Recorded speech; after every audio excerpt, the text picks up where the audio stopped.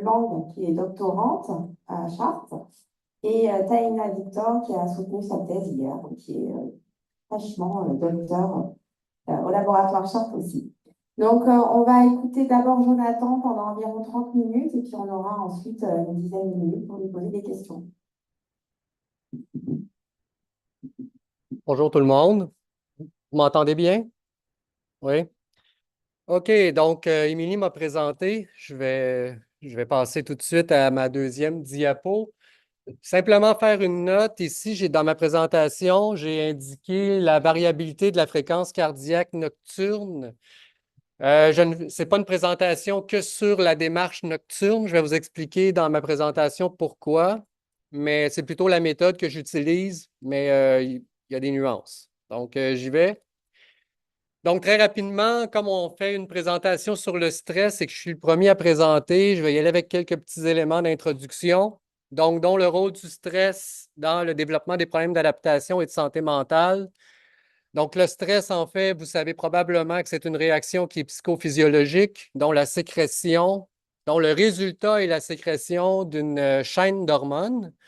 Donc, d'abord par les ostéocalcines. Donc, il faut savoir que les os sécrètent des hormones qui sont les premiers précurseurs, en fait, des catécholamines. Les catécholamines que vous connaissez par adrénaline, noradrénaline, épinéphrine. Et ensuite, si on poursuit la chaîne, on est dans les glucocorticoïdes, hein, donc du sucre et des anti-inflammatoires. Donc, le problème n'est pas de vivre des réactions de stress, le problème est de vivre du stress chronique, c'est-à-dire que lorsque votre système est toujours en marche de sécrétion de ces hormones pour répondre à la demande de l'environnement, on est dans un processus de chronicité du stress et c'est ça qui pose problème. Donc, c'est le débalancement, en fait, des systèmes physiologiques dont vos paramètres, quand vous faites un bilan sanguin à chaque année, vous avez des paramètres qui sont mesurés, le glucose, le cholestérol, la triglycérine, etc. Ces paramètres bougent dans le stress chronique, je vais en reparler. On appelle ça en fait la charge allostatique. Donc, votre système de stress est impliqué dans plusieurs systèmes, dont les systèmes cardiovasculaires, mais également le système endocrinien. Le système de réponse au stress est un mécanisme de survie d'adaptation, mais il est coûteux sur le plan métabolique. C'est-à-dire que lorsque vous êtes en stress chronique, il y a un coût pour votre organisme. C'est ce qu'on va appeler un compromis adaptatif. Donc, le corps est bien fait et parfois, il peut aussi nous amener dans des conditions plus difficiles. Donc, le stress va nous permettre de se développer, de s'adapter, mais peut être délétère s'il est déclenché de manière chronique. On peut mesurer le stress par différents types de mesures. Évidemment, le stress, c'est un concept, c'est un concept qui est assez transversal. Il est difficile à associer à des pathologies bien précises. C'est un marqueur d'indicateur de santé, mais vous allez comprendre qu'on n'a pas des associations très précises avec des diagnostics, à part possiblement la réponse au réveil du cortisol et l'épuisement, le burn-out. Mais sinon, c'est très difficile d'avoir des seuils cliniques ou des marqueurs qui précisent une pathologie directe. Donc, c'est une des limites de la mesure du stress. Dans les différentes mesures ou les différents indicateurs, vous avez la charge allostatique. Donc, la charge allostatique qui se mesure par vos paramètres là, que je vous expliquais tantôt, qui se mesure par vos bilans sanguins réguliers. Donc, normalement, si vous êtes en stress chronique ou en charge allostatique, puis que vous prenez un bilan sanguin à tous les 2 ans, si vous faites une rétrospective, vous allez voir que ça se déplace d'un quartile. Si tous vos paramètres se déplacent d'un quartile, vous êtes en charge allostatique. Vous avez le cortisol dans les cheveux qui est mesuré, mais ce cortisol mesure principalement, en fait, un stress cumulatif, donc un stress chronique, mais qui est rétrospectif.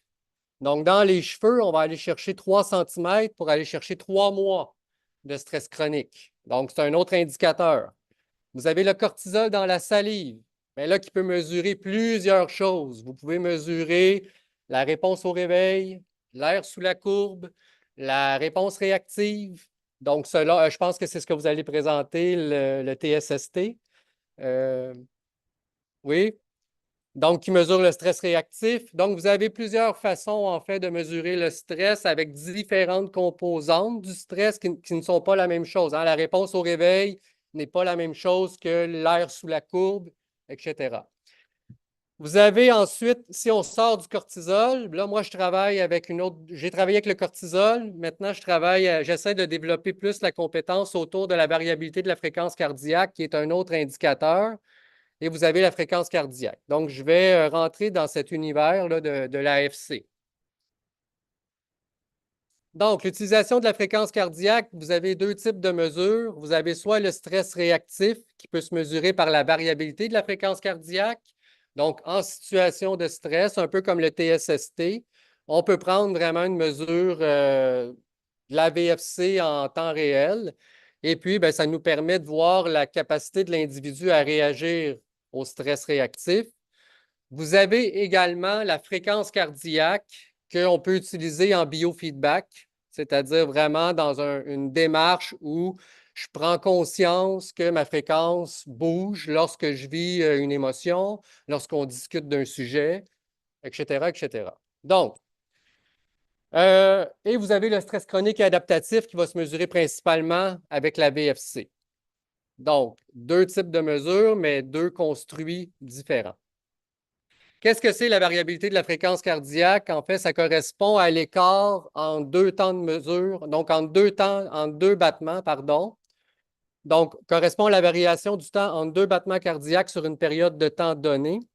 Et c'est le reflet, en fait, de votre capacité à vous adapter au stress diurne, notamment si on mesure la VFC nocturne. Donc, je vais y revenir. Et ça permet, en fait, de se moduler par rapport à l'environnement.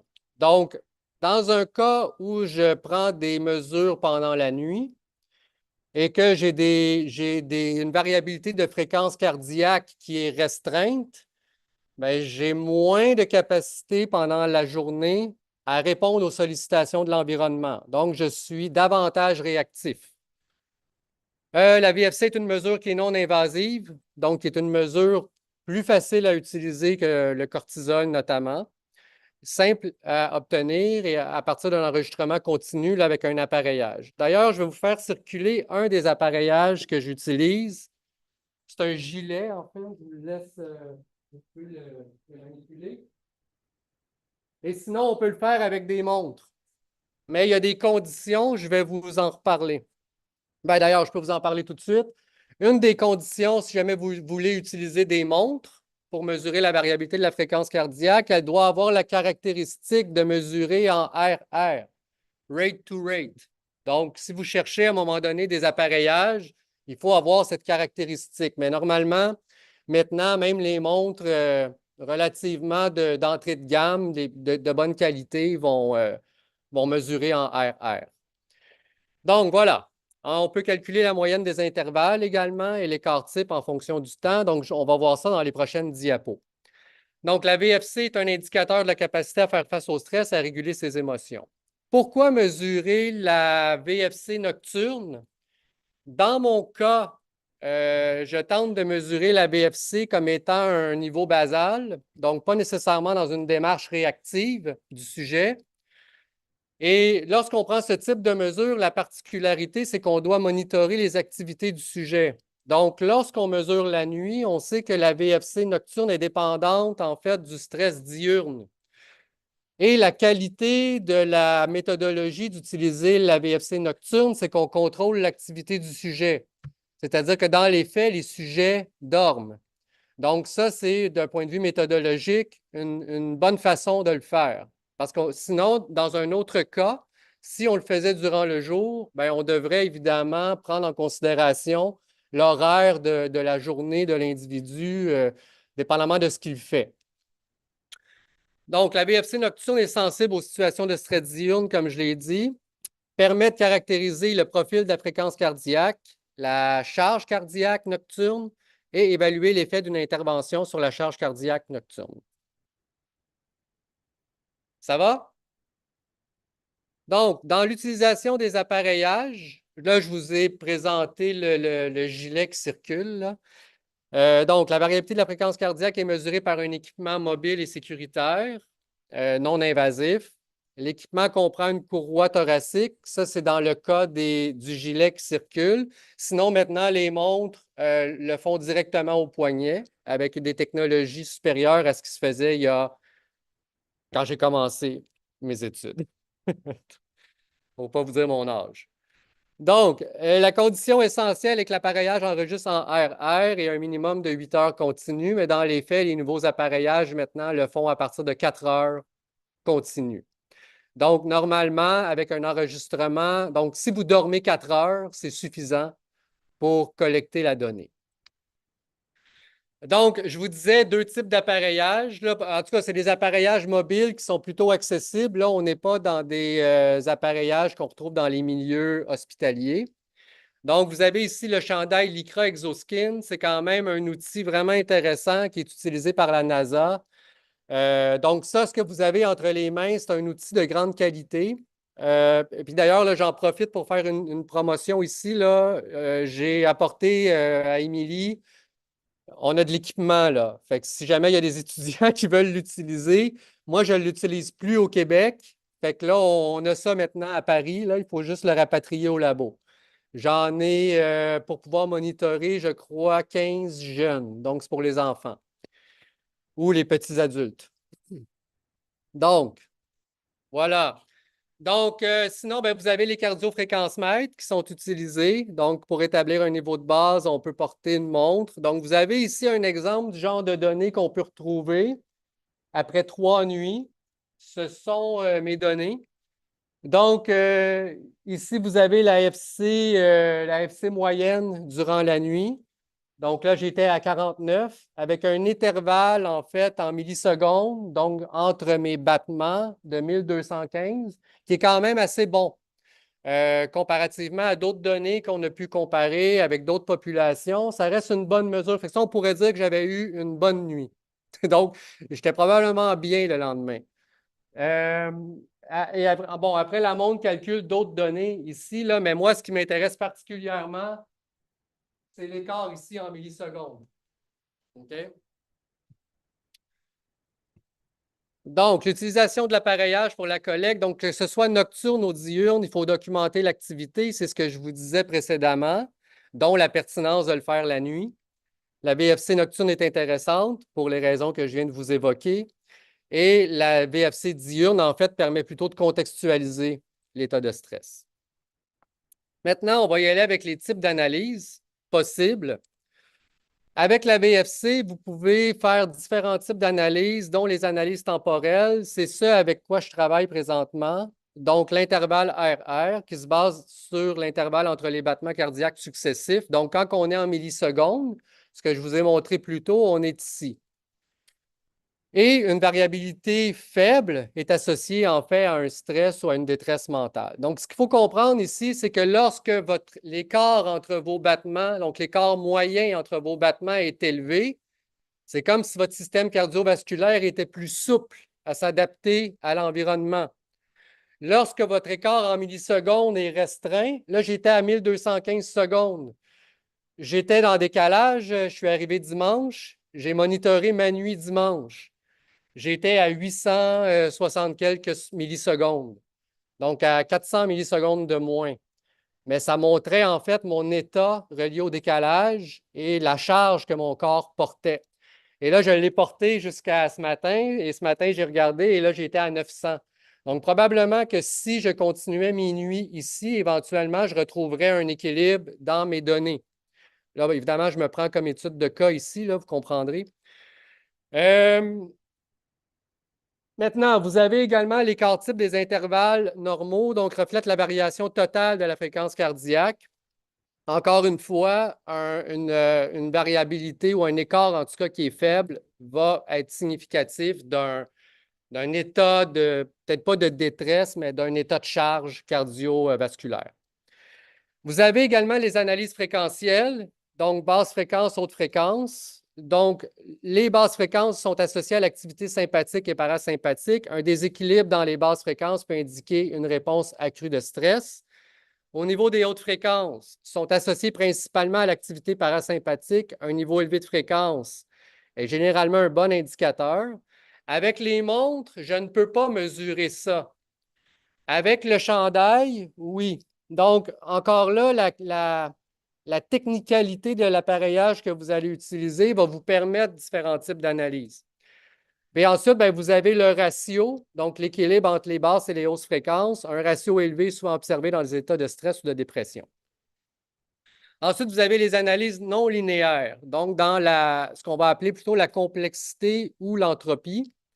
Donc, mesure la complexité des variations de la fréquence cardiaque, peuvent indiquer la capacité d'adaptation au corps aux stimuli de l'environnement. Donc, plus en fait votre variation est complexe, plus vous êtes en capacité de vous adapter.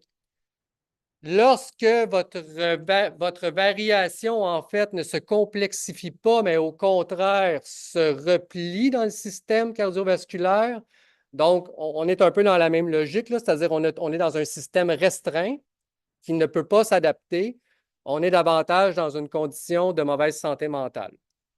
Vous avez l'analyse du point carré. Je vais vous montrer dans les diapos suivantes un peu ce que ça peut donner. Là, on est plus dans la distribution des intervalles là, sur un diagramme de distribution. Permet de visualiser la distribution des intervalles RR successifs dans un espace de phase. Les anomalies dans les phases graphiques, je vais vous le montrer tantôt, peuvent être associées à des désordres comme l'anxiété ou la dépression. Donc, évidemment, ce qu'il faut comprendre ici, c'est que lorsqu'on mesure le stress dans des indicateurs comme ceux-ci, on est principalement dans la santé mentale. On ne va pas aller diagnostiquer ou faire des liens avec des marqueurs de schizophrénie on va être plutôt dans l'ordre de l'anxiété, la dépression, l'épuisement, donc des problématiques d'adaptation qui sont liées directement, en fait, à notre système de régulation au stress. Vous avez en fait les indices du domaine du temps.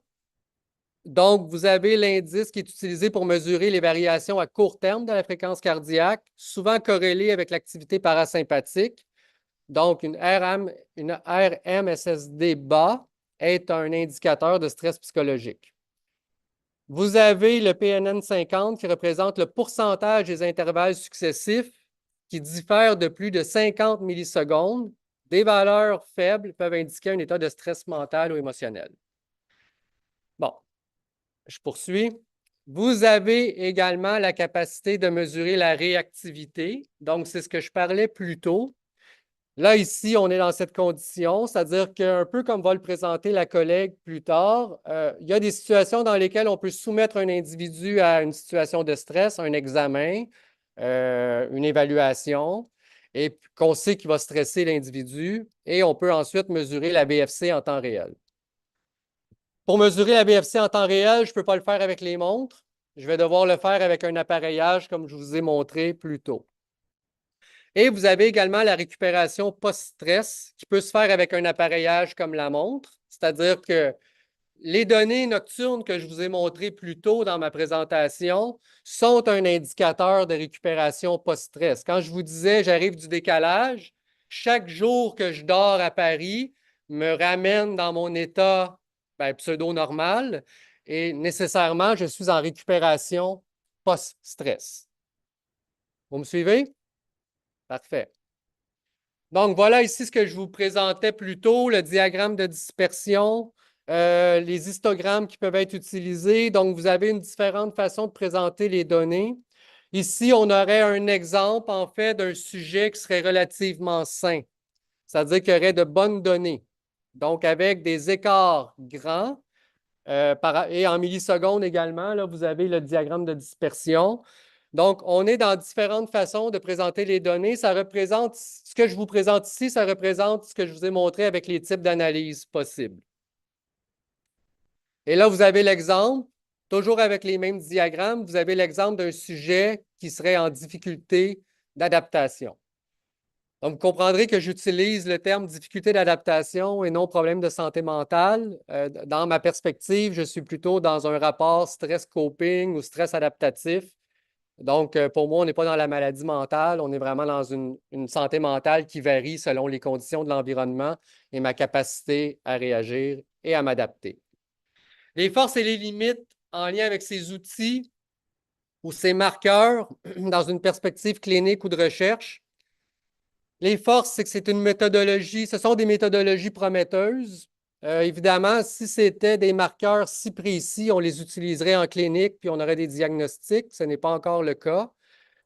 Je vais vous expliquer après la notion diagnostique autour de ça. L'intégration des paradigmes scientifiques, c'est-à-dire qu'on est vraiment dans une ère où est-ce qu'on tente d'intégrer les concepts psychologiques avec des concepts biologiques ou physiologiques, ce qui est tout à fait pertinent. Recherche fondamentale en sciences du comportement versus les applications possibles. La possibilité éventuellement de trouver des signatures, c'est vers ça que la science se dirige en santé mentale, c'est-à-dire que quand on utilise des marqueurs biologiques comme le cortisol ou la VFC, on ne détermine pas en fait de seuil clinique nécessairement, mais il serait possible éventuellement de trouver des signatures, c'est-à-dire différents marqueurs qui nous permettent de caractériser des profils. C'est plutôt vers ça que la science va avec le cortisol et ce type de mesures relatifs au stress. Parce que le stress n'est pas une maladie, il est plutôt transversal dans différents types de conditions d'adaptation du corps. Et c'est peu coûteux.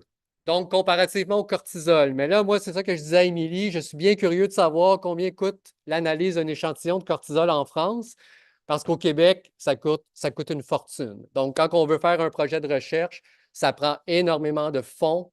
Si on veut avoir minimalement 100 sujets, c'est des sommes astronomiques. Donc, je serais très curieux de savoir, si vous pouvez me le dire tantôt, combien coûte l'analyse d'un échantillon de cortisol, de salive. Les limites, ben, manque d'études afin d'établir des valeurs précises, mais de plus en plus, je vais vous montrer des méta-analyses dans mes prochaines diapos. Donc, les interprétations possibles, je disais tantôt, pas nécessairement dans des processus diagnostiques, mais dans des caractérisations de profils, ce que j'appelle des signatures. Je vais vous présenter en fait ici 4 types de signatures possibles à partir du calibration adaptative de la réactivité au stress. Donc, vous avez 4 profils types qui peuvent se définir par une physiologie en lien avec les conditions environnementales. Et ça s'inscrit également dans une vision qui est développementale par rapport à la sensibilité biologique et à l'influence de l'histoire de vie. C'est-à-dire qu'on sait très bien que dépendamment de vos étapes développementales et du stress vécu dans certains moments du développement, dont des étapes sensibles, ils vont avoir des influences après ça plus tard dans votre vie sur votre capacité à réguler votre système de réponse au stress. Donc, profil 1, vous avez le profil sensible, se développe dans un environnement sécurisant, prévisible, ayant un niveau de stress faible. Donc, on va noter ici une forte activité parasympathique. La réactivité du système sympathique est énergivore pour ces individus. Je pense que c'était un peu l'objet de la thèse hier, hein? C'est ça que tu disais, Émilie, dans le métro. Cette réactivité du système sympathique assure une sensibilité au feedback social favorable à la coopération et l'apprentissage. Et ces individus seraient réfléchis, plus sensibles à leurs propres besoins et aux besoins des autres impliqués dans leur environnement. Le profil 2, qui serait le profil tampon, se développe dans un environnement de stress modéré où le stress de réponse, où le système de réponse au stress doit atteindre un équilibre entre les coûts et les bénéfices de sa réactivité. Un équilibre entre les systèmes parasympathiques et sympathiques, mais plus sensible au parasympathique, qui est un système moins coûteux. Présence d'un niveau d'anxiété et d'agression faible, moins impulsif à prendre des risques et plus sensible à la rétroaction sociale, orienté vers les relations à long terme. Le profil vigilant se développe dans des contextes stressants et imprévisibles. S'adapte de manière efficace face aux dangers et aux menaces. Forte réactivité du système sympathique et faible activité du système parasympathique. Il est réactif. S'exprime différemment selon le tempérament et le genre et peut se développer de façon agressive, réactive ou inhibée. Dont les profils de troubles anxieux. Donc, les profils de troubles anxieux sont aussi dans des modèles genrés, c'est-à-dire que dans la littérature, on a tendance, mettons, en psychopathologie développementale, on a tendance à intégrer l'anxiété dans un paradigme de troubles intériorisés, alors que dépendamment du genre, ou en tout cas du modèle sexe-genre, on a des différences dans la façon de réagir à ces situations. Donc, on va avoir davantage des réactions plutôt genrées masculines dans de l'agressivité et des situations, des profils genrés féminins dans des réactions plus inhibées. Mais là, comprenez-moi ici, une femme peut être réactive agressive, un homme peut être réactif inhibé, mais dans la proportion du sexe genre, il y a quand même une distribution qui favorise un genre ou l'autre là, selon le profil. L'exploration ici est liée à la prise de risque. Ça va? OK. Le profil impassible, se développe dans un environnement de stress chronique, maltraitance ou négligence, ou par une prédisposition génétique ou connue sous le terme insensibilité émotionnelle, voire peut-être de futurs psychopathes ou des enfants qui naissent comme ça.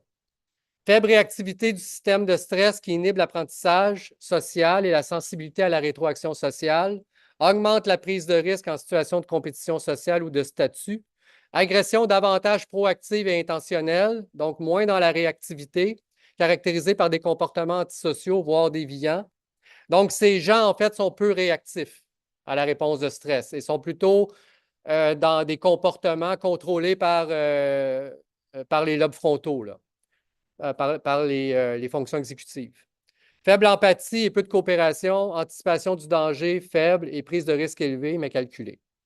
Donc, vous avez 4 types de profils qui peuvent être caractérisés, donc qui peuvent faire office de signature, comme je le disais, avec différents types de mesures. Maintenant, vous avez différents. J'ai fait ressortir deux méta-analyses, deux méta-analyses, afin un peu de faire ressortir les données reliées aux jeunes, parce que là, je voulais plutôt présenter des données reliées aux enfants et aux adolescents. Ici, dans une des méta-analyses que je vous présente, associée à la dépression majeure, on voit en fait une corrélation entre la VFC et le trouble de dépression chez les enfants et les adolescents, mais ça reste incertain. Donc, les données sont encore un peu faibles. Les adolescents atteints ont montré une diminution significative de la VFC et la sévérité des symptômes dépressifs était statistiquement associée au ratio basse fréquence, haute fréquence. Les résultats indiquent que la variabilité de la fréquence cardiaque pourrait être un biomarqueur prometteur. Cependant, ce que l'on sait par rapport à ces données, c'est que c'est plus difficile à détecter chez les enfants que chez les adolescents. Donc, lorsqu'on utilise la VFC et qu'on tente de faire des corrélations avec des échelles psychologiques, cette corrélation est plus difficile à obtenir. On ne sait pas pourquoi, mais chez le système enfant. Cette étude a examiné la relation entre la gravité de la dépression et la VFC chez les enfants et les adolescents dans le but de fournir des preuves par un outil de dépistage de dépression. La VFC est influencée par la gravité de la dépression, mais les résultats n'ont pas été uniformes chez les enfants et les adolescents, c'est ce que je disais plus tôt. La variabilité de fréquence cardiaque est associée à la gravité de la dépression chez les adolescents. Donc, pour terminer, les liens de la VFC avec la santé mentale, donc il y a des liens clairs avec l'anxiété et la dépression parce que ce sont des pathologies directement reliées au système de réponse au stress. Une VFC faible et un ratio basse fréquence, haute fréquence élevée, une réduction de l'activité parasympathique est souvent observée chez les personnes souffrant d'anxiété. On est ici dans la caractérisation d'un profil. Dépression, les personnes dépressives présentent généralement une diminution de la VFC globale, une moindre complexité et une réduction des hautes fréquences. Et pour les stress post-traumatiques, une altération du système nerveux avec une réduction des hautes fréquences et une dominance des basses fréquences. Ces analyses aident à comprendre comment le corps réagit au stress psychologique et émotionnel et peuvent être utilisées pour suivre l'efficacité d'interventions thérapeutiques. Au même titre que je peux l'utiliser pour mesurer mon état avec le décalage qui s'améliore jour après jour. Questions et discussions. Oui, oui, je n'ai pas compris.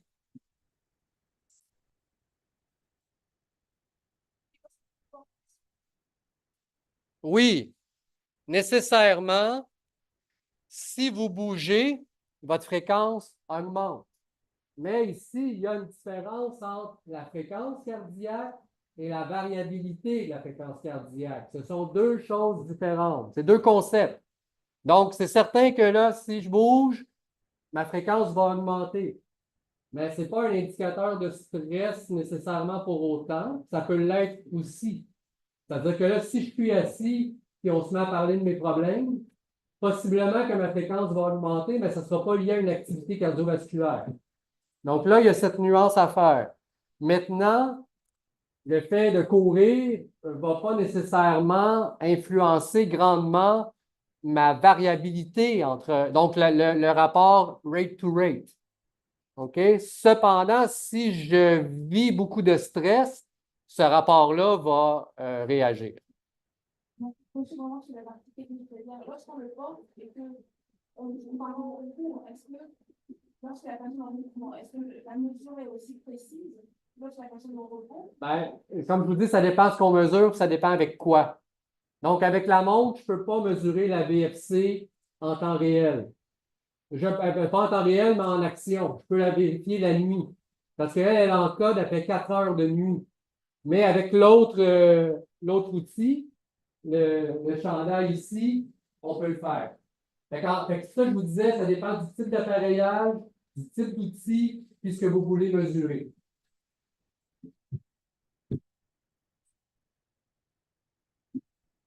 Est-ce qu'il y a d'autres questions? Vous avez dit qu'il fallait un minimum de 4 heures d'enregistrement de résultats. Pourquoi 4 heures? En fait, c'est l'appareillage qui le fait. C'est-à-dire qu'à un moment donné, vous vous endormez. Puis, à partir du moment où il encode un 4 heures en continu, vous avez une donnée valide. Mais ça prend un minimum de 4 heures d'enregistrement. Ou du moins de 4 heures de dodo, de sommeil. Ou, en fait, vous dormez. Et du coup, dans le dodo, si on a par exemple un syndrome des jambes sans repos ou d'apnée obstructive, ça influe sur la variabilité. Ben, dans l'encodage, dans ce cas-là, ce que je ferais, c'est probablement que je changerais d'appareillage. Et là, il faudrait peut-être que je prenne plus le gilet que la montre. Mais là, tu sais, on est dans des aspects très techniques, là. La montre a des limites, mais elle coûte moins cher, elle est plus mobile. Donc oui, ça dépend vraiment de ce qu'on fait. Après, les limites avec des chandails, pour les avoir utilisés, c'est que lorsqu'on a des certificats éthiques, bon, là, comprenez, à un moment donné, là, il y a l'hygiène, là, il faut les laver avec des savons spécifiques, anti-allergènes, parce que les enfants, là, à un moment donné, c'est comme, oh, ça devient un peu lourd. Donc, c'est ce que j'ai passé après au monde à cause d'aspects techniques comme les certificats éthiques et la manipulation. Fait que quand on fait ça, on apprend, on apprend sur le tas, comme on dit. Puis c'est la même chose avec le cortisol. Il y a plein de limites à la manipulation, à collecter les glacières, les congelés. Ouais, donc, mettons que quand on se lance dans ça, que ce soit avec la VFC ou le cortisol, puis qu'on est en démarche ambulatoire, ben, on se lance dans beaucoup de travail de contrôle des éléments contextuels. Ça répond à votre question? Oui, merci. Mais j'en ai une autre. Vous avez dit tout à l'heure que les réponses étaient genrées, donc j'imagine que c'est lié à la culture. Les études, c'est plutôt pays du Nord, pays du Sud, comment ça fonctionne? En fait, j'ai répété, j'ai pas dit que les réponses étaient genrées. J'ai dit en fait qu'il y avait un lien entre le tempérament, donc le tempérament à la naissance, et le genre, et l'expression, en fait, d'une réactivité. Et là, notamment, je faisais référence à l'anxiété. Mais je pourrais faire référence à la dépression aussi. C'est-à-dire qu'il est connu dans ce modèle, tempérament, ratio sexe-genre, que même dans la dépression, chez l'homme, elle est caractérisée par de l'agressivité, par de l'agression, en fait, lorsque c'est genré masculin. Alors que lorsque c'est genré féminin, on est plutôt dans des processus d'inhibition. Mais encore, je veux bien soulever toujours que quand je présente ce ratio, c'est quand je présente une population normale. Il y aura toujours après, à l'intérieur, intra-groupe entre femmes, il va toujours avoir quand même des différences intra-genres et intergenres. Est-ce que ça répond à votre question? Oui. quelqu'un dans l'auditorium, j'avais une doctorant qui a trouvé justement le, pardon, qui a trouvé le prix d'un test partisan. L'analyse d'un échantillon. D'un échantillon, c'est 217 euros. Euro pour un? Non, ça se peut pas. Pas possible. Non, mais non, ça c'est impossible. Parce que mettons que je veux mesurer simplement l'air sous la coupe, je dois prendre au moins 5 échantillons d'un sujet dans la journée. Donc, 2 au réveil, un à midi, un à 14 heures, un à 16 heures, un au coucher. Et là, il faut que je fasse ça minimalement 3 à 4 fois. C'est pas possible. Mettons, nous, au Québec, analyser un échantillon de salive, on est autour de 13-14 dollars canadiens par échantillon. Là, ici, je trouve ça astronomique. Là. Je ne sais pas si c'est vraiment ça. Combien ça coûte un échantillon de salive à analyser? Vous ne savez pas? Aucune Parce que idée. là, 200 quelques euros, c'est pas Le bilan possible. complet, un échantillon, il écrit 24 euros. OK, là, ça a plus de sens, mais c'est plus cher qu'au Québec. OK. Est-ce qu'il y a d'autres questions?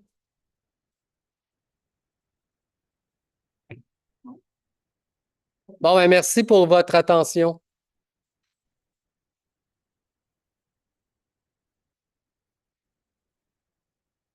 Là, je laisse ça ici. Alors, Taïna, à vous.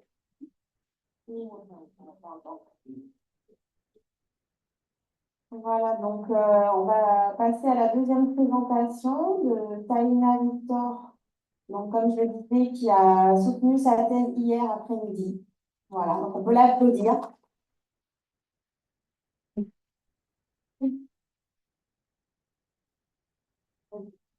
Ton ordi? Oh, ouais, je veux bien.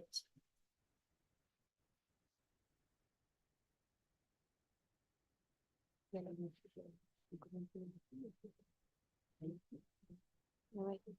Parce que je suis sur Canva. Bon. Est-ce que, Julie, tu peux envoyer le lien pour qu'elle se connecte sur YouTube? Ouais.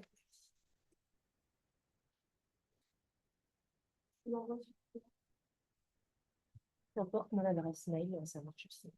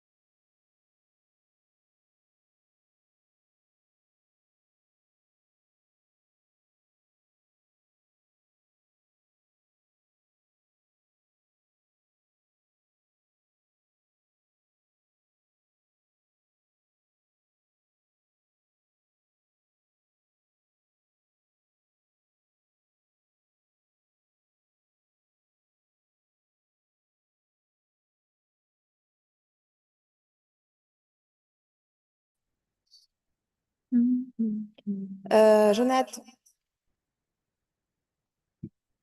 c'était branché comme ça tout à l'heure? Ouais. Là, ça marche pas. Ah ouais. Ah, on aurait bien fait de rien brancher, je pense.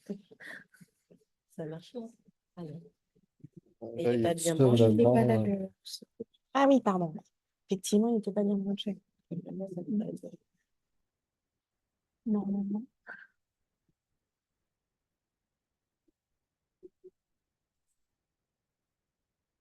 Ah, ah. C'est bon, je pense. Si, si, ça arrive. Ok. Donc, je te laisse mettre ta clé USB? Je vais me connecter sur Moi, Internet. donc, c'est bon, j'ai Internet là. Ça marche.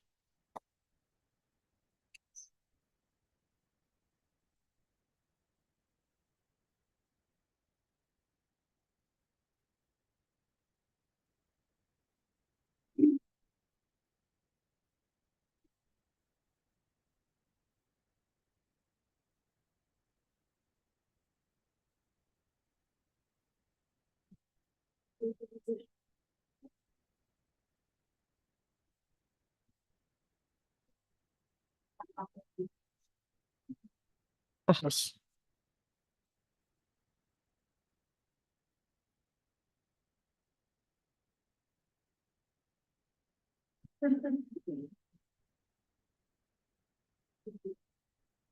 oui. Ouais, je veux bien.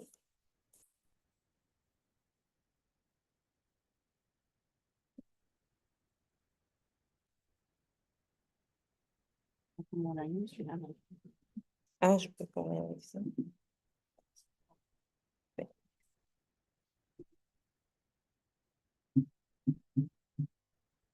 Bah, parfait. Oui, par contre, il faut juste partager l'écran. Oui. Et puis parce que là, c'est encore la présentation. Ok, alors, fichier. Désolée, hein, dans quelques minutes, On y est. on y arrive. On y arrive, on y arrive. Alors, présenter, vue présentation. Est-ce que je vais avoir mes notes d'un côté? Voilà. Ok, j'ai compris. Alors, où est-ce que c'est partagé avec Jonathan? Il faut aller sur Zoom. Sur Zoom. Je trouve plus ta Non, je vais le faire.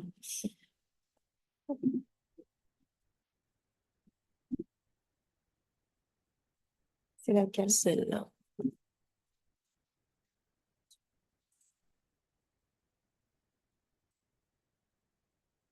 Partage d'écran en pause. Je sais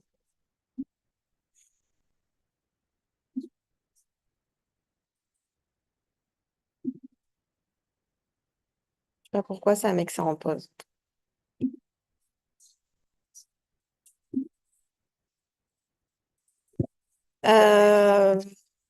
Bon, tu peux arrêter la présentation de Jonathan. Ben, je sais pas comment faire parce que je la vois même pas sa présentation.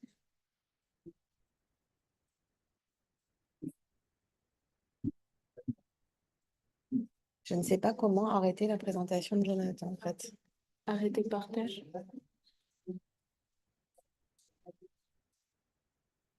Et là, tu partages. Oui, mais. Ah.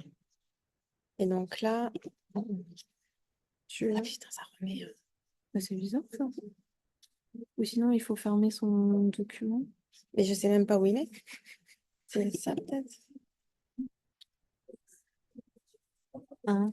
Tu peux faire échapper, arrêter, puis Échappe. après, on va pas. T'es PowerPoint. Voilà. Voilà. Et là, pour retourner sur ton Je suis truc. sur Safari. Ah, Et ça le partage dans le. ah, ça, je sais pas.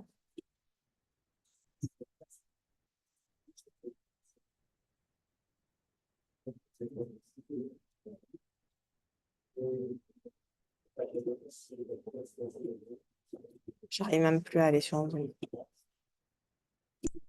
Faut que tu cliques sur. Là. Partager. Ça? Ouais. Partager. Non, mais moi, c'est. Ok, parfait. Bon, je te laisse. On va pouvoir reprendre des commissions. C'est de présenter en vue présentateur. Fenêtre d'audience. Affichement. Bon, j'arrive pas à avoir mes notes. C'est pas grave. On va y aller. On est navré pour ce petit contretemps. Merci à Émilie de m'avoir invitée aujourd'hui. Je suis très heureuse de vous présenter une extension de ma présentation d'hier. Alors, je suis doctorante, donc docteur en psychologie, je peux le dire maintenant. Et aujourd'hui, l'objectif de cette présentation, c'est de vous parler un petit peu en détail du Trigger Social Stress Test, et qui est une méthode d'induction de stress psychologique en laboratoire. Alors, parler de stress, c'est un sujet qui est universel, qui peut concerner chacun de nous à différents moments de sa vie. Hein, l'OMS, encore en 2023, disait que c'est un état d'inquiétude ou de tension mentale qui est causé par une situation difficile. Mais le stress ne s'arrête pas là. Le stress est un phénomène multidimensionnel, psychologique, physiologique ou encore comportemental. Alors, cette présentation sera articulée en 3 parties. Je vais aborder quelques notions de stress physiologique que le professeur Jonathan Bluteau a déjà abordé. Donc, je vais passer assez rapidement, peut-être sur certains détails. Mais je m'arrêterai davantage sur ce protocole, le paradigme du TSST ou Trigger Social Stress Test en laboratoire. Quelques innovations techniques actuelles que nous avons pu mener au laboratoire Charles-Plutin. Des résultats préliminaires aussi qui ont permis de tester ce matériel. Et je terminerai par une discussion rapide. C'est bon? Alors, avant de parler de stress, c'est important de s'arrêter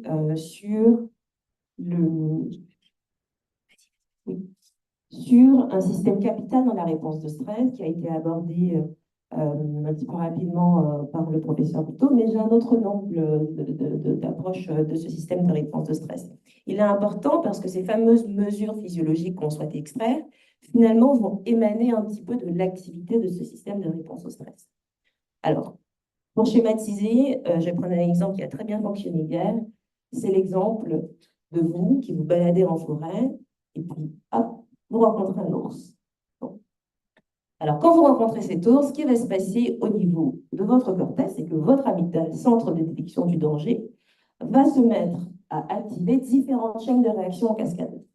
Bon, d'abord, il y a une activation assez rapide de votre système nerveux autonome, notamment votre système nerveux sympathique, qui ici va commander à vos organes, je ne sais pas les ouvrir ma souris, à vos organes comme le cœur ou les poumons d'augmenter leur activité. Au niveau des surrénales, il va aussi provoquer la production donc, de catécholamines, de glucocorticoïdes, comme l'a dit le professeur tout à l'heure. Et en parallèle de cette activité, si jamais vous n'êtes pas sorti d'affaire quand vous êtes encore face à cet ours, il y a une autre chaîne de réaction qui va se mettre en marche. C'est l'activation de l'axe HHS, communément appelé axe hypothalamo-hypophyso-surrénalien. Alors cet axe ici, au milieu, ma souris, je ne la trouve plus belle. Au milieu ici, c'est une chaîne en cascade de réponse donc hormonale qui, en bout de chaîne au niveau des surrénales, va produire des glucocorticoïdes. Donc d'abord du CRH, donc de la corticolibérine, puis de l'adrénocortinotrophine, et enfin des catécholamines et des glucocorticoïdes. Toutes ces réactions-là sont très rapides.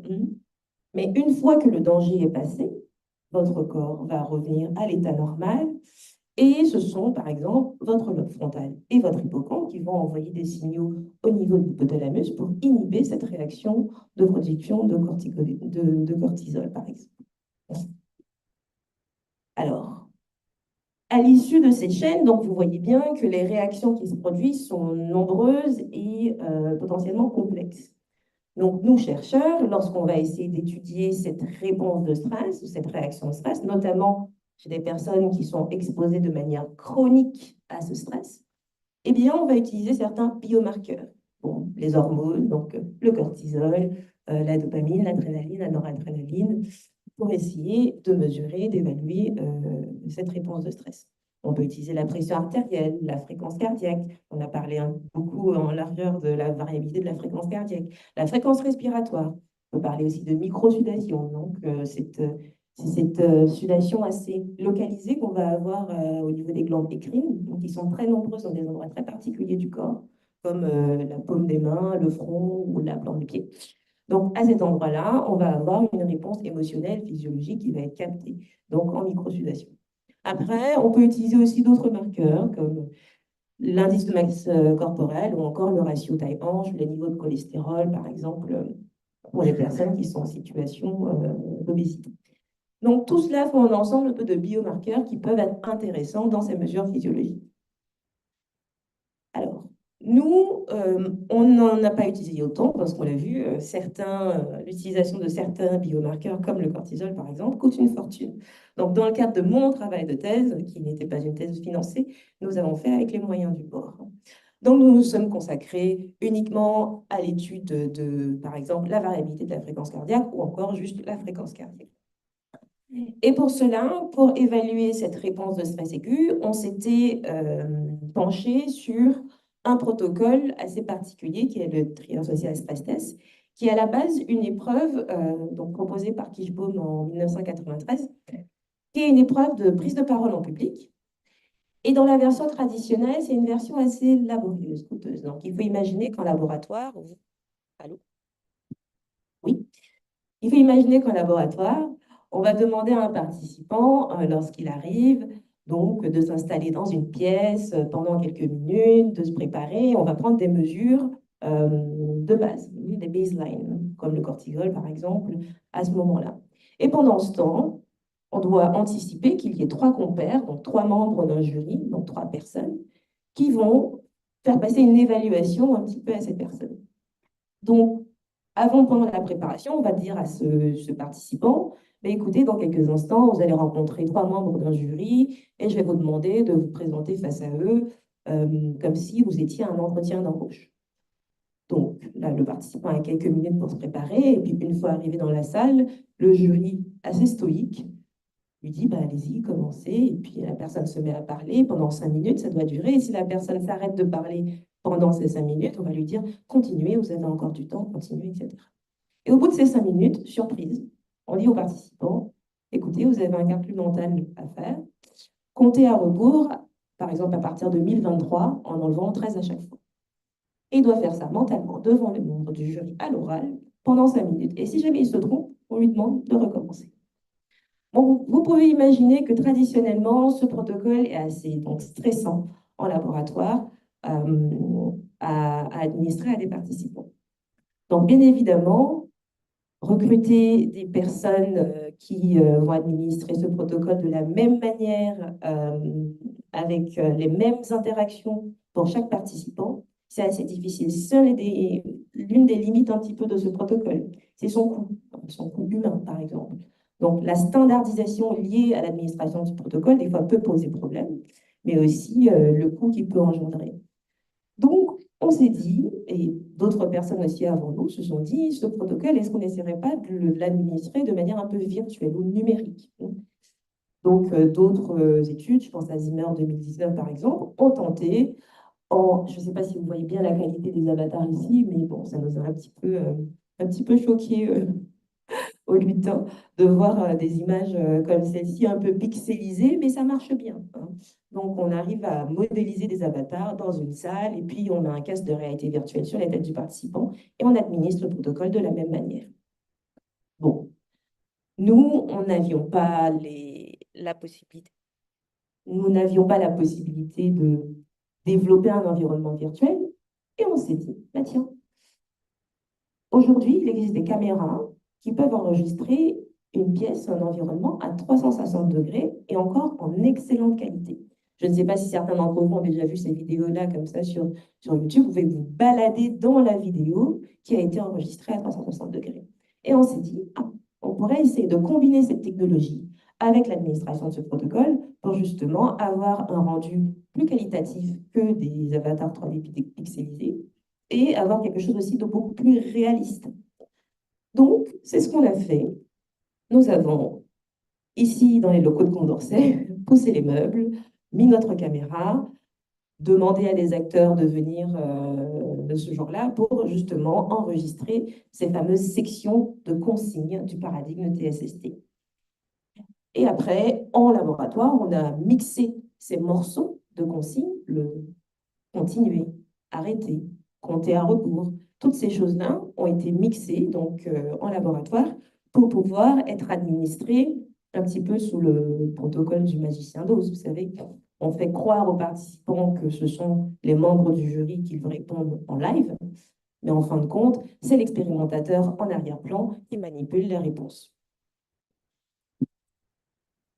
Alors, je vais vous présenter une partie du travail de thèse qui a émané un petit peu de cette expérimentation. Nous avons utilisé le Trier Social Stress Test, mais dans un contexte assez particulier. Nous, en tout cas dans mon travail, nous souhaitions tester l'impact du stress aigu dans une population assez particulière de personnes qui ont été exposées à du stress chronique quand ils étaient enfants. Et pour mettre en place ce protocole, nous avons donc utilisé cette version en réalité virtuelle et nous avons utilisé un photoplethysmographe pour recueillir, par exemple, des données cardiaques, notamment la VFC, la variabilité de la fréquence cardiaque, et la fréquence cardiaque. Alors, dans cette étude préliminaire, 27 participants ont été recrutés, donc nous nous consacrons essentiellement à des sujets non cliniques.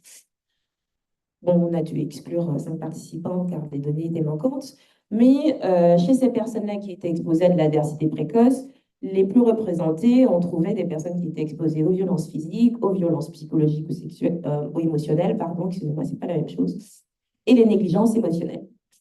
Alors, on avait des petits groupes, hein, un groupe EAI précoce, j'appelle EAI, mais un groupe d'adversité précoce de victimes précoces, qui était de 11, et un petit groupe contrôle, encore de 11 personnes. Nous avons réparti ces personnes dans des groupes aléatoires, dans des conditions aléatoires, parce que dans le TSST, dans ce Trier Social Stress Test, il y a la condition très stressante que je vous ai présentée, mais il y a aussi une condition assez neutre et facile,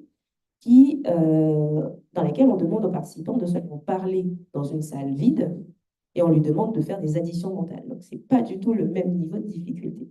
Donc, dans cette condition neutre, on va avoir un peu une baseline, ou une mesure un petit peu de base. Et dans la condition de stress, c'est là où on va voir un petit peu les effets du stress. Pour les résultats préliminaires, je vous ai présenté le plus intéressant qui a émané de ce travail. Donc, je vous disais que nous souhaitions tester l'influence du facteur de stress sur l'activité cardiaque chez ces personnes-là exposées à l'adversité précoce, au traumatisme précoce pendant l'enfance. Eh bien, nos résultats ont montré que les personnes qui ont été exposées à de l'adversité précoce avaient un profil plutôt hypoactif comparé à des sujets d'un groupe contrôle. Et autre résultat, c'est que les personnes du groupe contrôle étaient des personnes les plus réactives à ce protocole de stress, notamment dans la phase arithmétique. Bon, nos résultats n'ont pas montré de différence au niveau de la variabilité de la fréquence cardiaque. C'est un des regrets de ce travail. Mais bon, les différentes études qui ont été menées sur la question ont aussi montré que potentiellement, cette mesure, ce paramètre-là de mesure physiologique, la VFC, eh bien, n'était peut-être pas aussi responsive que la fréquence cardiaque lorsqu'on s'intéressait à ces populations-là dans des mesures physiologiques. Donc, en conclusion de notre travail sur ce... Allô? En conclusion de notre travail, on a pu, à travers ce protocole, montrer que le facteur de stress avait une influence chez des personnes assez particulières, donc exposées à de l'adversité précoce, mais aussi qu'en situation de stress, cette activité cardiaque était plutôt d'un type hypoactif. Donc, c'est très intéressant d'arriver à combiner ces mesures physiologiques avec ces objectifs de recherche. Donc, c'est pour ça qu'il est important de continuer à innover, mais aussi de s'appuyer sur ces marqueurs-là. Mais utiliser ces protocoles représente aussi des contraintes assez spécifiques. Parce que le professeur l'a évoqué tout à l'heure, ce sont des résultats qui peuvent aussi être dépendants du sexe, par exemple. Et chez les femmes, lorsqu'on administre le TSST, par exemple, il est important de faire attention à cette variabilité donc interindividuelle. Notamment, on leur pose la question dans quelle phase de leur menstruation elles sont, pour savoir si elles sont dans une phase d'ovulation, ou une phase lutéale, ou une autre phase folliculaire. Parce que selon ces phases, ça va jouer aussi sur les mesures, sur l'activité autonome de ces personnes. Donc, c'est un exemple, mais ce sont aussi différentes contraintes auxquelles il faut penser lorsqu'on va administrer de tels dispositifs. Et enfin, je pense qu'il est intéressant de se dire de la pertinence d'un protocole comme celui-ci, c'est toute la question écologique aussi qu'on peut poser, de à quel point l'administration artificielle d'un stress aigu en laboratoire est aussi représentatif de ce qu'on pourrait mesurer dans un système plus écologique comme à la maison ou dans le quotidien des personnes. Donc voilà pour cette présentation d'aujourd'hui sur ce TSST. Je vous remercie. À vos questions.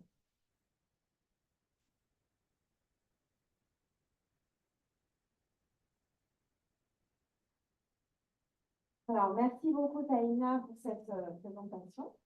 Est-ce que vous avez des questions? Des remarques? C'était donc très clair. Est-ce que, à partir du moment où vous avez créé le logiciel, euh, est-ce que vous êtes... parce que là, ce n'était pas nécessairement une validation de la démarche innovante, mais vous avez testé en fait une nouvelle démarche auprès du sujet. Est-ce que vous êtes dans une perspective où vous allez vouloir valider cette nouvelle procédure ou pas? Et est-ce que c'est quelque chose qui va se poursuivre au laboratoire? Et j'ai comme trois questions. Et est-ce que le matériel utilisé n'avait pas des limites pour mesurer la VFC? Et donc, le matériel que j'ai présenté tantôt pourrait être une alternative. Alors, matériel et validation. Alors, validation d'abord. Alors, c'est vrai que on était en pleine expérimentation sur ce protocole. Et c'est un résultat que je n'ai pas évoqué, mais sur les tout petits groupes, on a aussi des résultats qui sont assez encourageants.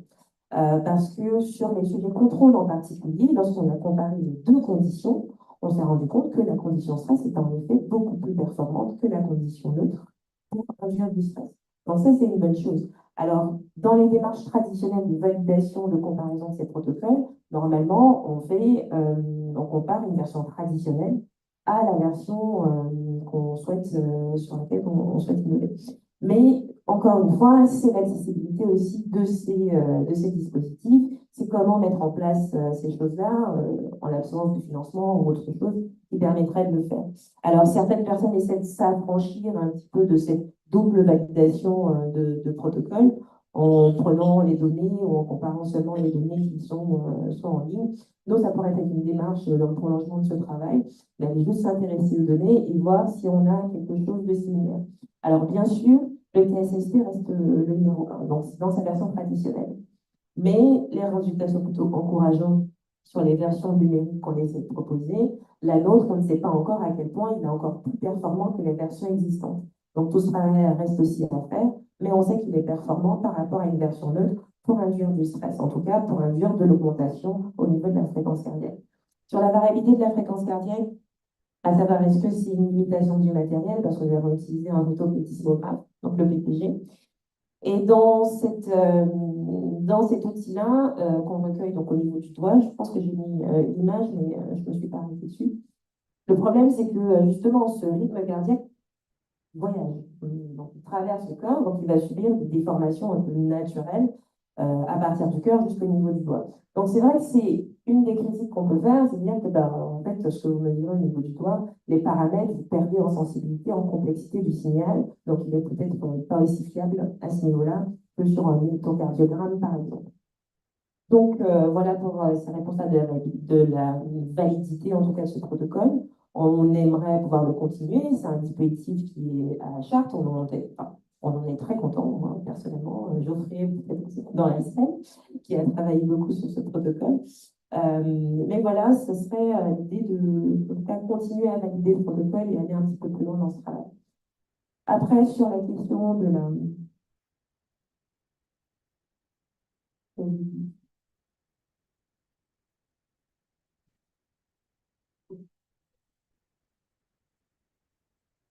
Quelqu'un s'en rappelle? Parce que là, j'avais une autre question. Mais en fait, j'ai une autre question. C'est parce que je vous écoutais, puis ma réflexion continuait. Normalement, le TSST il est validé avec le cortisol.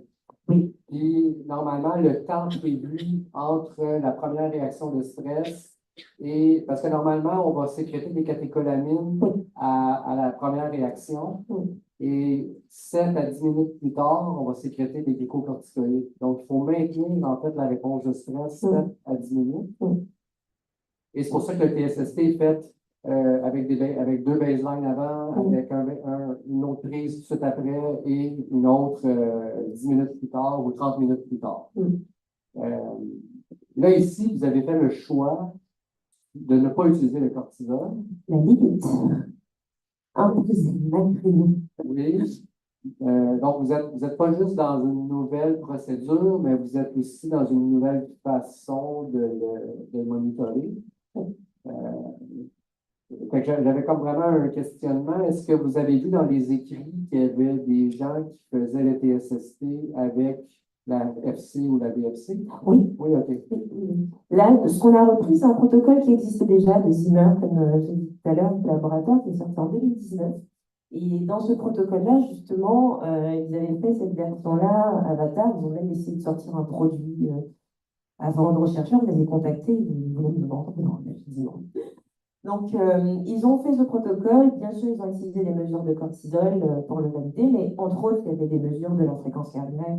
La variabilité de la fréquence cardiaque était aussi intéressante pour nous parce que nous, on s'intéresse vraiment à ces aspects plutôt de l'activité sympathique et parasympathique. Donc, c'est un marqueur beaucoup plus intéressant sur ce plan-là. Mais sinon, c'est vrai que la combinaison des marqueurs peut être intéressante. Ils ont utilisé la microsudation. Nous, c'est un marqueur que nous voulions utiliser aussi, mais bon, c'est des limites de matériel au niveau du laboratoire qui ne sont pas permis vraiment d'utiliser. Mais autre idée d'innovation, c'est qu'au niveau du laboratoire, nous avons aussi des casques de réalité virtuelle qui permettent en temps réel de capter les clignements oculaires, la dilatation des pupilles. Et ça, c'est aussi une idée à combiner, en tout cas, croiser ces signaux-là pour en faire des marqueurs et des profils un petit peu de ces personnes. Mais tout reste à faire. J'avais une question alors, qui rejoint aussi une question qu'on s'est posée hier. Oui. Je l'ai appris à tous les deux, en fait, enfin, les trois, ce résultat, moi, que je trouve vraiment hyper intéressant, ce que tu as mis en avant, c'était des personnes qui ont vécu des événements traumatiques précoces avec l'hypo... oui. Comment on dit, fréquence cardiaque très faible. Concrètement, comment ça se traduit dans le comportement des personnes? C'est-à-dire que là, on met des personnes en situation de stress, on a le groupe contrôle qui va réagir avec une augmentation du rythme cardiaque, et le groupe traumatisé, entre guillemets, qui, au contraire, ne réagit pas. Donc, concrètement, est-ce qu'on peut en déduire, ça revient à l'idée, mais c'est parce que vraiment, ça m'intéresse, que ceux qui ont vécu des événements traumatiques, finalement, ils sont un petit peu vaccinés contre le stress, et du coup, ils ne réagissent plus au stress. Est-ce qu'on peut dire ça ou pas? Je voulais avoir vraiment votre point de vue. Regardez le professeur. En fait, c'est pas si simple que ça. Je crois qu'il aurait fallu avoir un échantillon plus grand pour voir plus de variabilité interindividuelle. Ensuite, non, dépendamment du trauma, c'est sûr qu'il y a comme une tolérance. Donc, avoir vécu certaines difficultés émotionnelles plus jeunes, c'est un peu les profils que j'ai présentés tantôt, là. Donc, oui, on peut avoir une tolérance à des situations dans l'environnement, mais encore, ça dépend des situations traumatiques ou de chronicité. Donc, après, ces gens-là, je suppose qu'ils n'étaient pas non plus dans une phase de leur vie où est-ce qu'ils étaient en situation chronique de stress. En théorie, non. Mais sinon, c'est pas si simple. Tu pourras avoir aussi des personnes qui ont vécu des difficultés ou des traumatismes, puis tout au long de leur vie, vont avoir des réponses. On pourra avoir une réponse d'épuisement aussi au vu d'un stress chronique. Donc, c'est pas, ça se détermine pas comme ça. Ça prend plus d'éléments de l'histoire de vie pour comprendre en fait le profil. Merci, mais en tout cas, c'est hyper intéressant et je trouve que ça ouvre des perspectives à ton travail parce que même si on l'a vu, une des limites, c'est que l'échantillon était petit. Et finalement, ça donne envie de poursuivre la recherche avec plus de participants parce que c'est quand même un résultat que je trouve vraiment intéressant et tu as quand même trouvé avec peu de sujets. Donc, on peut imaginer qu'avec un gros échantillon Avec du bon matériel. et du bon matériel, c'est énorme. Ouais. Donc, Oui. en fait, on pourrait continuer cette recherche. Tout à fait. Prolonger. Mais après, cette fréquence un petit peu atypique chez des sujets sains, et c'était là toute l'innovation aussi encore de ce travail, c'est d'aller se focaliser chez des personnes non cliniques. Donc, et d'aller voir ça, c'est une des, comment dire, des conclusions ou des pistes qu'explorent beaucoup dans la littérature. Et je pense à McEwen et Sonia Lupien, par exemple, qui travaillent beaucoup sur ces choses-là et qui montraient, commençaient à dire, en fait, chez ces personnes saines, lorsqu'on commence à identifier ces profils cardiaques peut-être un petit peu atypiques, ce sont peut-être aussi des précurseurs de ces fameuses pathologies des maladies cardiovasculaires qu'on va observer un petit peu plus tard à l'âge adulte. Mais comme le dit le professeur, ça va dépendre aussi de beaucoup d'événements de vie qui vont survenir. Est-ce que cette personne-là a un travail qui est stressant ou pas, qui a accentué ou détérioré un profil cardiaque qui est déjà un petit peu fragilisé, si on veut. Donc, on pourrait reprendre ce type de protocole et ajouter des questionnaires de stress actuels et des Oui. événements de vie, Tout à fait. voilà. Mm. Est-ce qu'il y a d'autres questions? Non. Bon, ben, encore merci, Taïna, et encore bravo pour Merci à vous. ce travail. Maintenant, on va écouter la troisième et dernière présentation de Julie Lang, qui est donc représentante de doctorant de Chartres et qui est en thèse actuellement.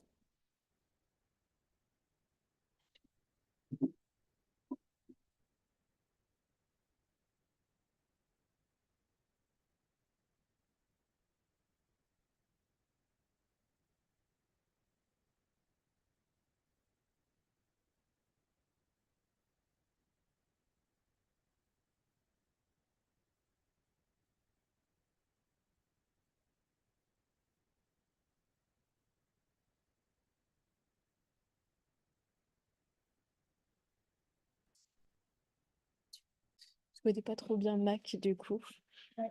J'ai branché ma clé. Ouais, attends, Non. je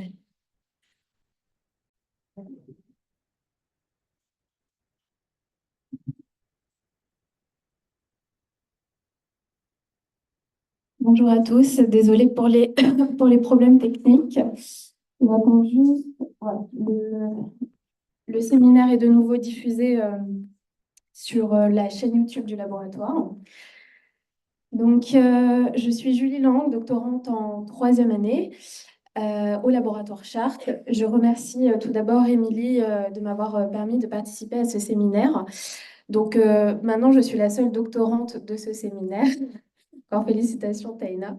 Je tiens à m'excuser par avance pour ma voix nasale et pour mes quintes de toux qui vont apparaître. Donc, je vais vous présenter aujourd'hui, je vais vous parler des mesures du stress physiologique lors de la conduite et dans les interactions conducteur-véhicule. Alors, hop. J'imagine que la plupart d'entre vous, même tout l'auditorium, a déjà vécu une situation stressante lors d'un trajet en voiture, que ce soit en tant que conducteur ou en tant que passager. Donc, pour vous donner quelques chiffres, Harris Poll, qui est un institut de sondage, a réalisé une enquête en ligne en 2021 pour le compte du constructeur automobile Volvo, en interrogeant plus de 2000 adultes américains âgés donc de 18 ans et plus. Et ils ont découvert que 76% des travailleurs américains ont un trajet domicile-travail qui est stressant. Notamment, ce stress s'amplifie si la durée du trajet est de plus en plus longue. 72% aussi des passagers, donc pas seulement les conducteurs, mais aussi les passagers sont stressés, frustrés en voiture. Et 15%, donc j'imagine que depuis 2021, ça doit, pardon, ça doit augmenter, mais en 2021, 15% des travailleurs américains ont déclaré qu'ils aimeraient augmenter leur budget pour acheter un véhicule, une voiture qui pourrait être plus relaxante et justement qui permettrait voilà, de vivre un meilleur trajet lorsqu'ils vont à leur travail. Alors, je vais redéfinir rapidement les bases du stress parce que Jonathan et Taïna, on en a déjà parlé. Donc, le stress a été défini donc, déjà par Lazarus et Folkman en 1984 comme un état de santé physique, psychologique ou émotionnel et comme une relation particulière entre la personne et l'environnement qui est évaluée par la personne comme étant éprouvante ou dépassant ses ressources et qui peut mettre du coup en danger son bien-être. Donc, le stress aussi, comme vous le devez le savoir, ça peut être accompagné par d'autres émotions, telles que par exemple la peur, la colère ou même l'anxiété, à ne pas confondre avec le stress, parce que le stress va intervenir plutôt à un moment présent, lors d'un événement soudain, alors que l'anxiété est plutôt l'anticipation d'un événement. Donc, le stress, par contre, n'est pas forcément toujours négatif. C'est-à-dire que Hellé et Picard, en 2005, dans le contexte de la conduite, bien sûr, là je me focalise là-dessus, on définit qu'il y avait deux types de stress. Il y avait le stress, donc le stress est défini un peu comme le bon stress. Donc dans le contexte de conduite, c'est-à-dire que ça encourage les personnes à améliorer leur performance de conduite. Et justement, quand le niveau de stress est trop bas en situation de conduite, ça peut entraîner de la fatigue, de la somnolence chez les conducteurs et forcément, ça peut amener à perdre le contrôle du véhicule, à causer un accident, etc. Et on a le distress. Donc là, c'est le mauvais stress. Le mauvais stress qui peut avoir des répercussions justement sur la prise de risque du conducteur, sur ses capacités, sa charge mentale et donc diminuer ses performances de conduite. Il a été défini par plusieurs équipes de recherche que le niveau de stress ressenti par le conducteur pouvait être influencé par 4 facteurs. Ces facteurs sont donc l'état physique ou l'état mental du conducteur, mais aussi les conditions de la route et du trafic, comme vous le savez, des mauvaises conditions météorologiques, par exemple une faible visibilité. Donc le trafic, effectivement, une augmentation du trafic, des bouchons qui peut justement augmenter le stress du conducteur. L'état du véhicule, c'est-à-dire que si le véhicule tout à coup a une panne ou il y a une défaillance, ça peut forcément augmenter le stress du conducteur. Et des perturbations extérieures telles que des sons assez forts, par exemple des klaxons. Donc ça peut aussi augmenter le stress. Des interactions complexes entre le conducteur et son environnement, c'est-à-dire donc s'il y a des freinages brusques, s'il y a des incivilités aussi avec d'autres conducteurs sur la route, tout ça peut entraîner un niveau de stress plus élevé. Et aussi, ce qui peut perturber le conducteur, c'est s'il y a des perturbations au niveau des itinéraires de conduite. C'est-à-dire si sur le trajet en voiture, tout à coup, il y a une route barrée, s'il y a un changement d'itinéraire, une erreur justement du GPS. Donc, plusieurs études ont démontré que tous ces facteurs influencent le stress du conducteur. Donc, le conducteur va se retrouver dans différents états. Donc, j'en parlais juste avant, l'état physique, c'est-à-dire que le conducteur va se retrouver dans certaines postures pendant la conduite. Il va positionner sa tête d'une certaine manière, il va bouger sa tête. Donc ça, c'est des paramètres qu'il faut prendre en compte quand on veut déterminer l'état du conducteur. Il y a aussi l'état visuel, c'est-à-dire qu'est-ce que le conducteur va regarder lorsqu'il conduit, qu'est-ce qu'il va explorer au niveau de son champ visuel et qu'est-ce qui va se passer au niveau de ses mouvements oculaires. Et on va avoir plutôt l'état interne psychologique, donc c'est-à-dire les différentes émotions, les différents comportements qu'il va pouvoir avoir, donc tout ce qui concerne sa vigilance, justement son stress, la fatigue, la charge mentale, l'anxiété et la valence émotionnelle, que ce soit la colère ou la joie, parce que je parle beaucoup d'événements stressants et négatifs, mais il y a aussi des moments de bien-être dans la voiture. Ça arrive. Et donc, notamment, les états psychologiques peuvent varier en fonction des conducteurs. Quels sont les facteurs qui peuvent faire varier cet état psychologique? Alors, déjà, premièrement, l'âge.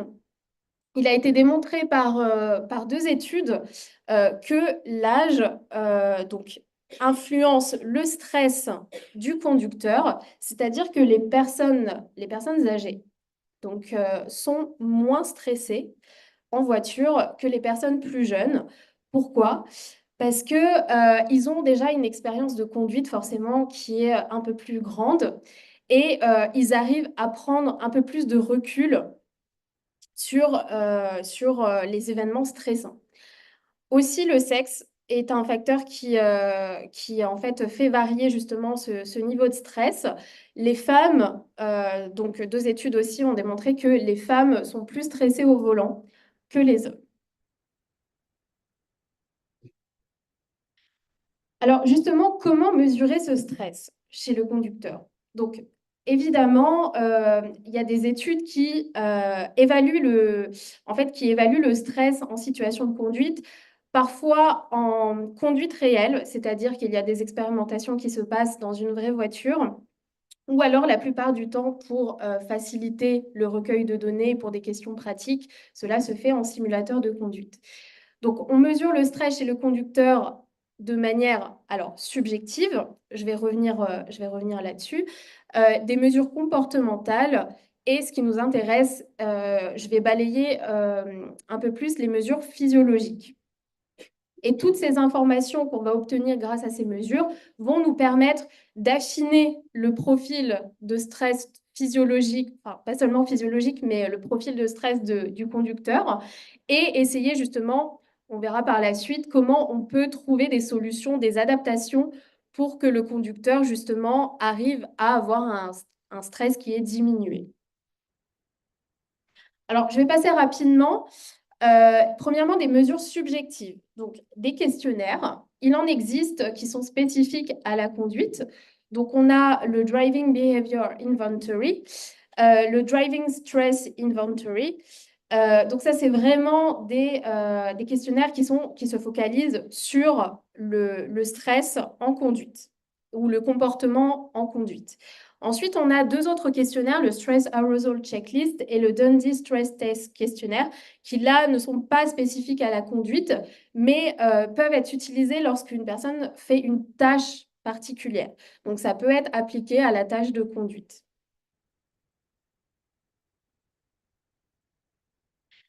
Les mesures comportementales, parce que bien sûr, avoir seulement des mesures subjectives, c'est déjà très bien, mais c'est forcément pas assez.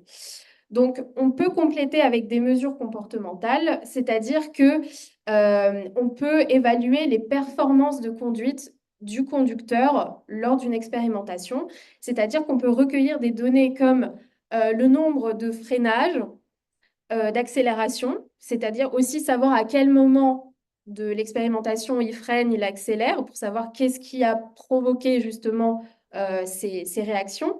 Le temps de réaction pour le freinage, justement.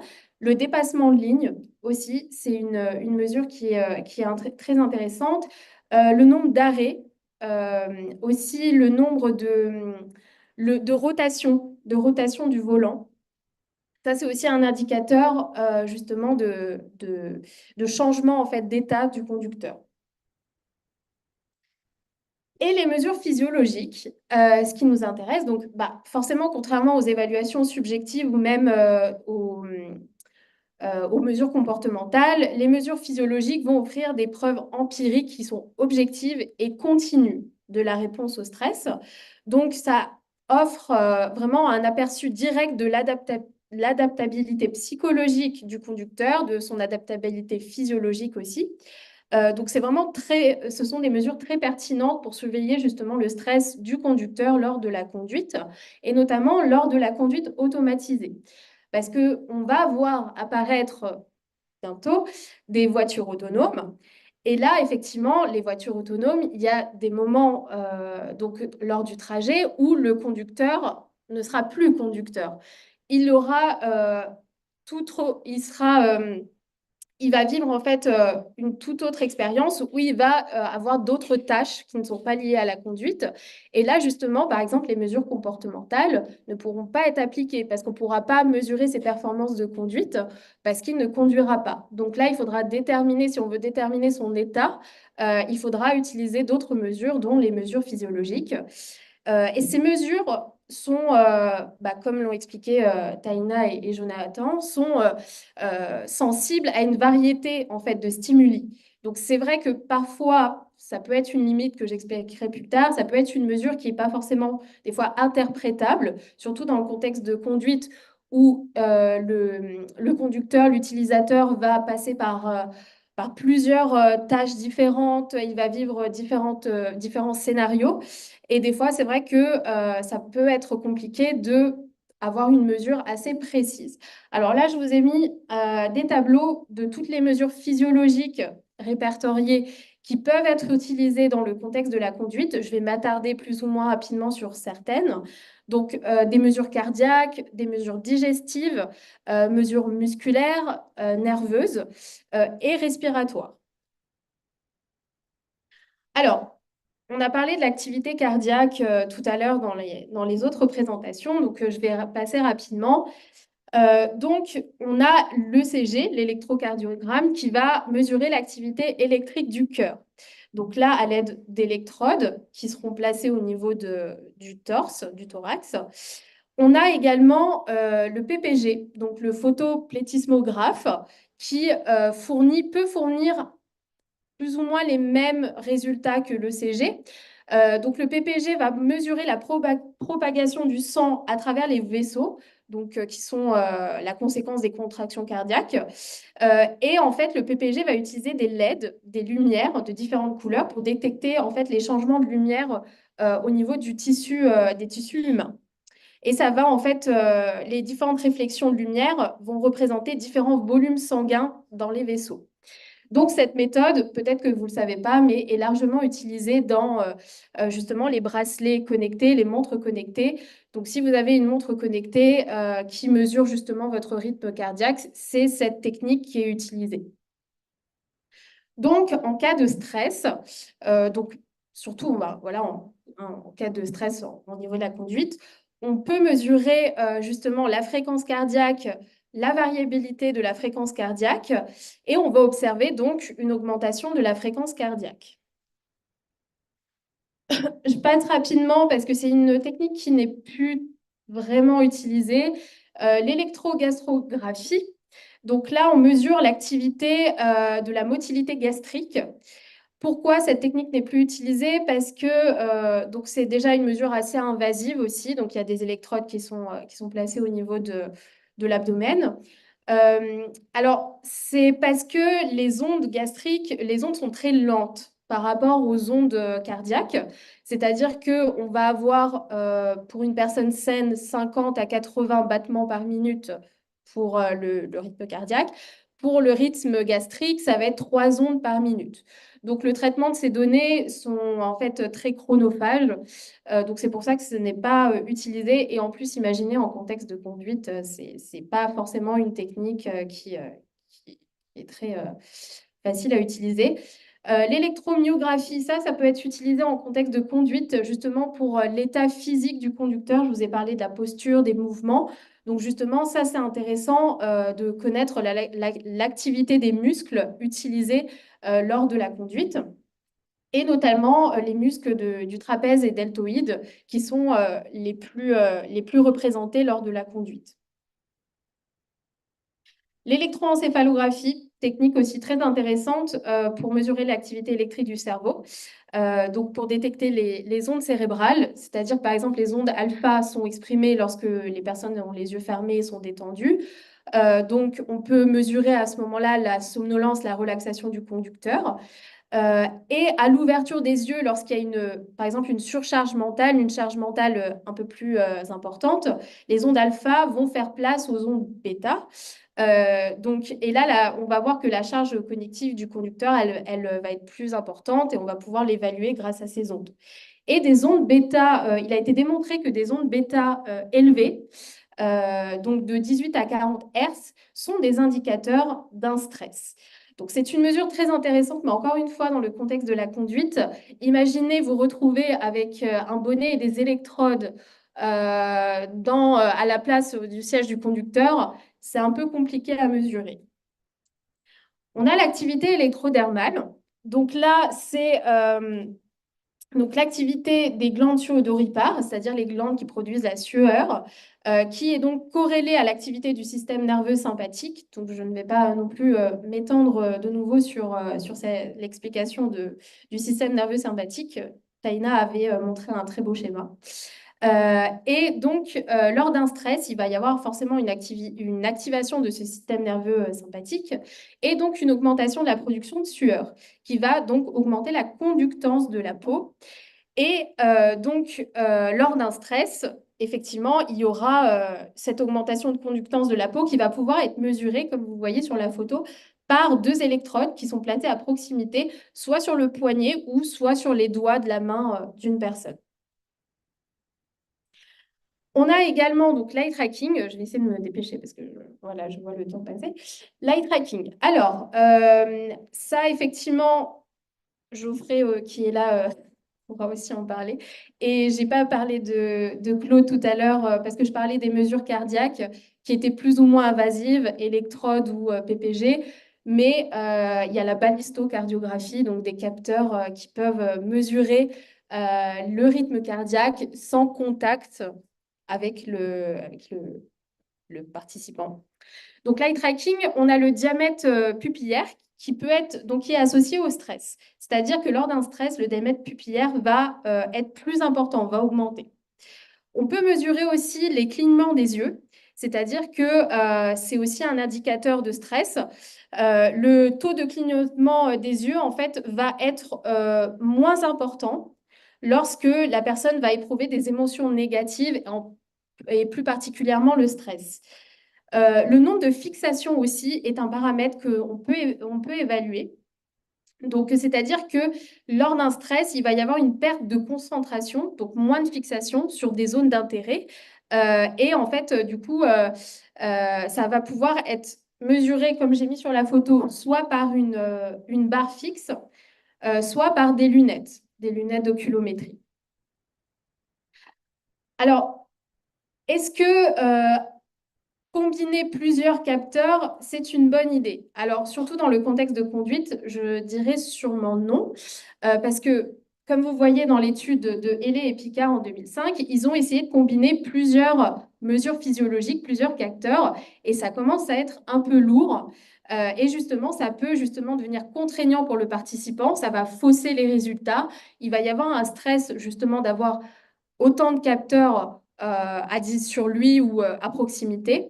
Donc, il faut, je pense, limiter les mesures physiologiques et ne pas en additionner trop.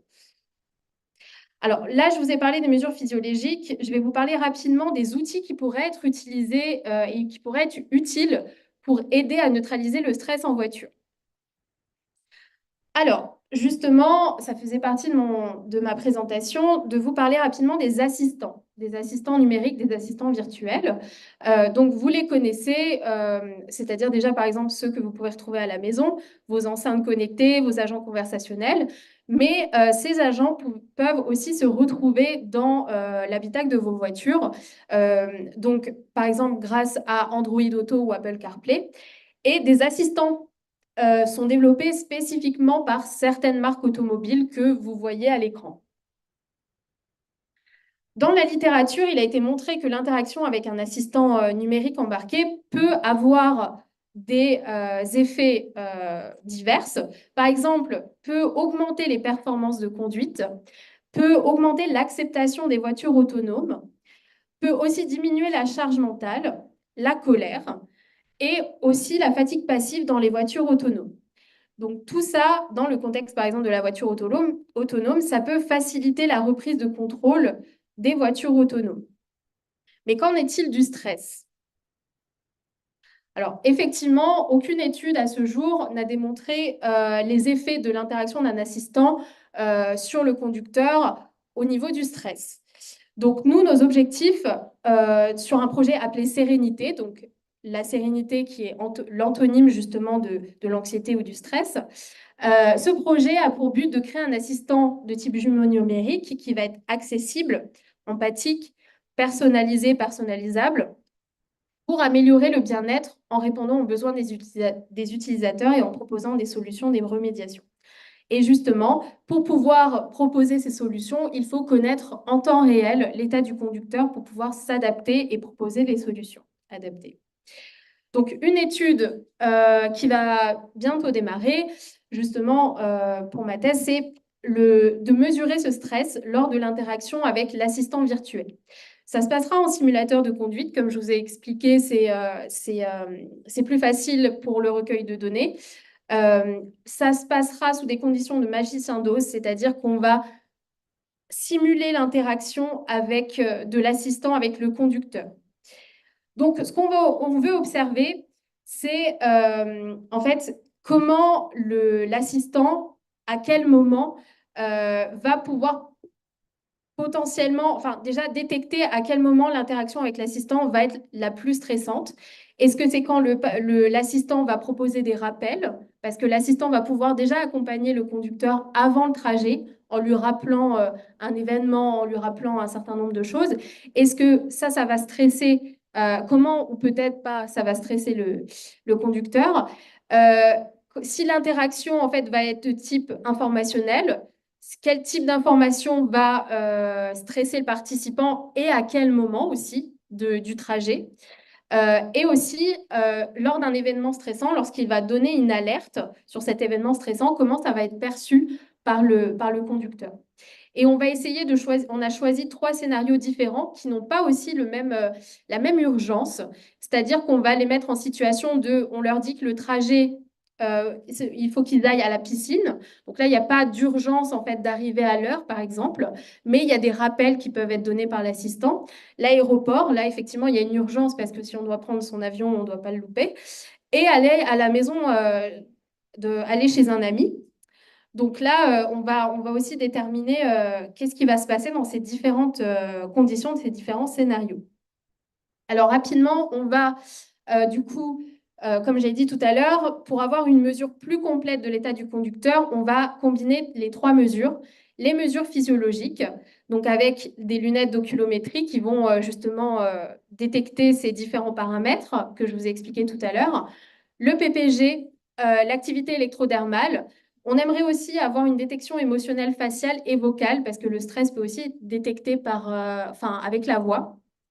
Les mesures subjectives, évidemment, qu'il faut ajouter, donc des questionnaires sur l'acceptabilité de notre dispositif, l'utilisabilité, mais aussi justement le ressenti de stress lors de l'interaction avec le participant, et des mesures comportementales, donc les différentes performances de conduite que je vous ai expliquées tout à l'heure.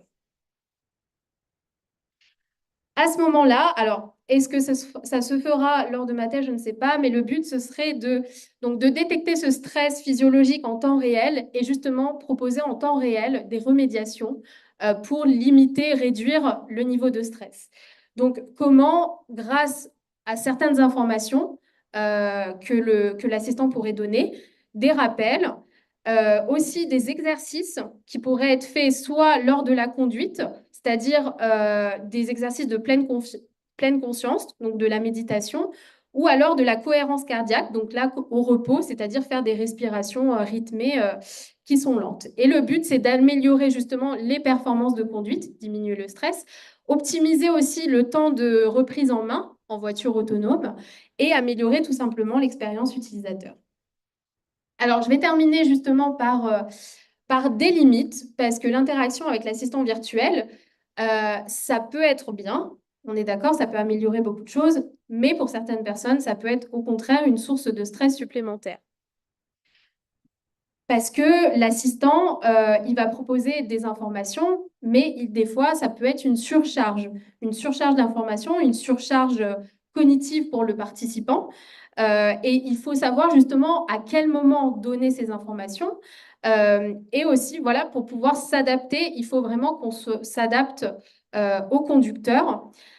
Aussi, il peut apparaître une confiance excessive dans le système. Certaines personnes vont avoir totalement confiance en l'assistant, mais peut-être un peu trop, et vont trop se reposer sur les informations données par l'assistant, sur justement le fait que l'assistant peut être connecté à certaines assistances à la conduite. Donc, il va y avoir un repos justement et peut-être une vigilance, une attention moins soutenue du conducteur sur la route. Et quand on parle de voiture autonome, il y aura sûrement aussi peut-être des difficultés lors de la prise et de la reprise de contrôle du véhicule, parce que justement, le conducteur va peut-être trop se reposer sur l'assistant pour faire des tâches qu'il est censé faire. Voilà. Donc ça, ce sera déterminé plus tard lors de ma thèse. Je vous remercie.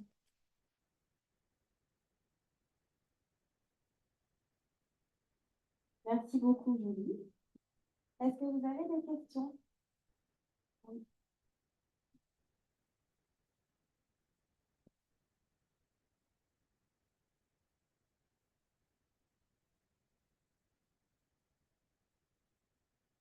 Merci Julie pour ta présentation. J'avais une question parce que tu as donc tout le principe repose sur cette idée de génétique, le fait que ton assistant soit un jumeau numérique. Oui. Et au début de ta présentation, tu as indiqué que le stress au volant varie en fonction du sexe. Alors déjà, je sais si c'est dans des études comme ça, ils font la différence entre la notion de sexe et de genre, puisque ça a été fait plus tard la première présentation avec cette notion un petit peu de culture qui a été évoquée aussi dans les questions. Mais est-ce que c'est quelque chose que tu prends en compte, la notion de genre de cet assistant numérique? Est-ce que tu fais toi la distinction entre un sexe numérique et un genre numérique? Alors, c'est vrai qu'on n'a pas, on va pas utiliser en fait cette variable-là dans le sens où on va utiliser une voix féminine. Pourquoi une voix féminine? Parce que dans les différentes études, il a été montré qu'une voix féminine est préférée par les utilisateurs parce que c'est une voix qui est plus apaisante, qui justement va augmenter le bien-être. Donc ça a été déterminé par plusieurs études. Et par exemple, même si on prend Amazon, Alexa, ou c'est d'office, après on peut changer les paramètres évidemment, mais c'est d'office une voix féminine. Et nous avons utilisé justement ChatGPT. Et la voix déterminée d'office est une voix féminine. Donc c'est vrai que ça serait un paramètre intéressant de comparer une voix, l'interaction d'un assistant avec une voix féminine ou une voix masculine. Après, c'est pas prévu. Il y a déjà des études qui l'ont fait. Et justement, ça a montré que une voix féminine est préférée. Après, au niveau des variables qu'on va mesurer dans l'interaction en fait de l'interaction du participant avec l'assistant, on va voir si justement les participants femmes, il y a une différence entre les participants femmes et les participants hommes au niveau du stress lors de l'interaction avec l'assistant. Merci.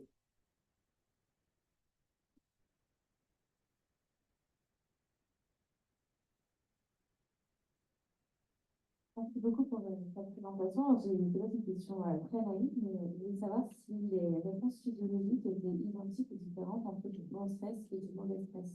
Du coup, comment les différencier, si elles sont identiques, et du coup, est-ce que ça n'aurait pas un impact sur la manière de prendre en charge, enfin, de considérer l'assistant virtuel en tant que du coup surcharge si jamais c'était du bon stress?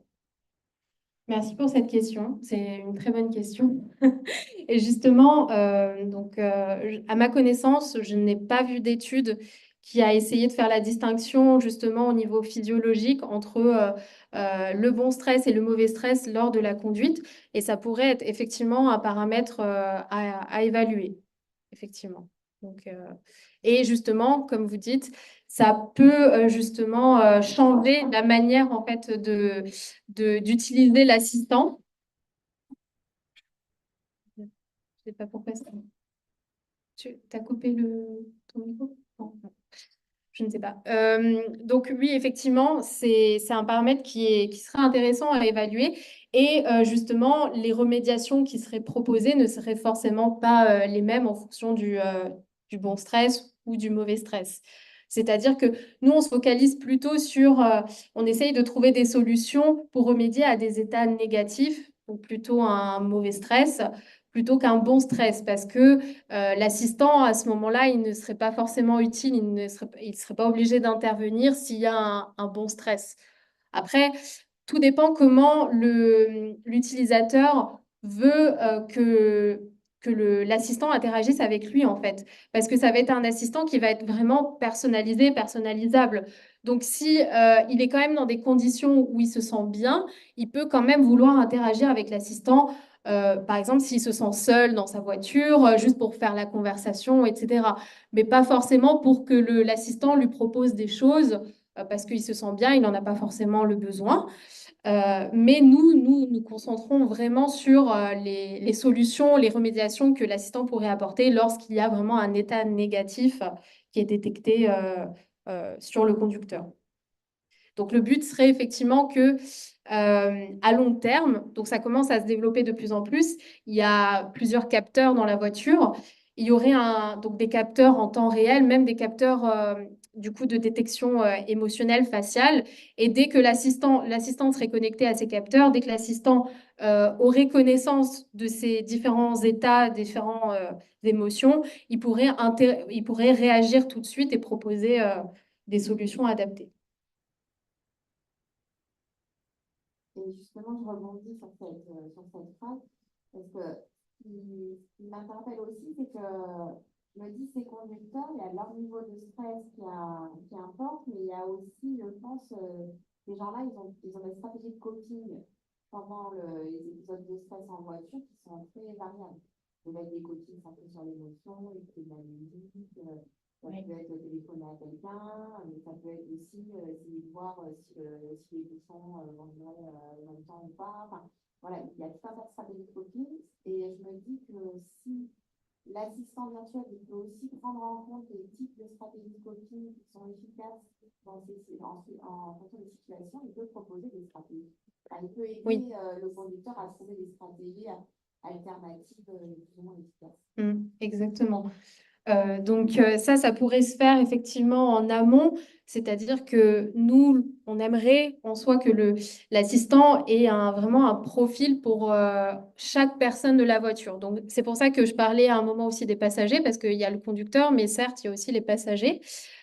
Donc l'assistant pourrait avoir un profil pour chaque utilisateur de la voiture et justement en amont l'assistant pourrait être paramétré, donc on pourrait donner un certain nombre d'informations à l'assistant, donc justement sur les solutions préférées, qu'est-ce qui nous relaxe en fait en voiture, donc est-ce que c'est de la musique, est-ce que c'est d'autres choses, comme ça l'assistant il le saurait déjà avant.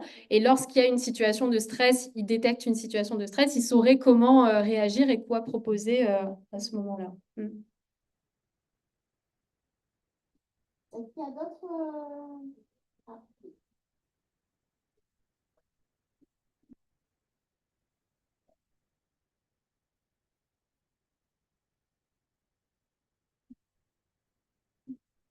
Oui, bonjour.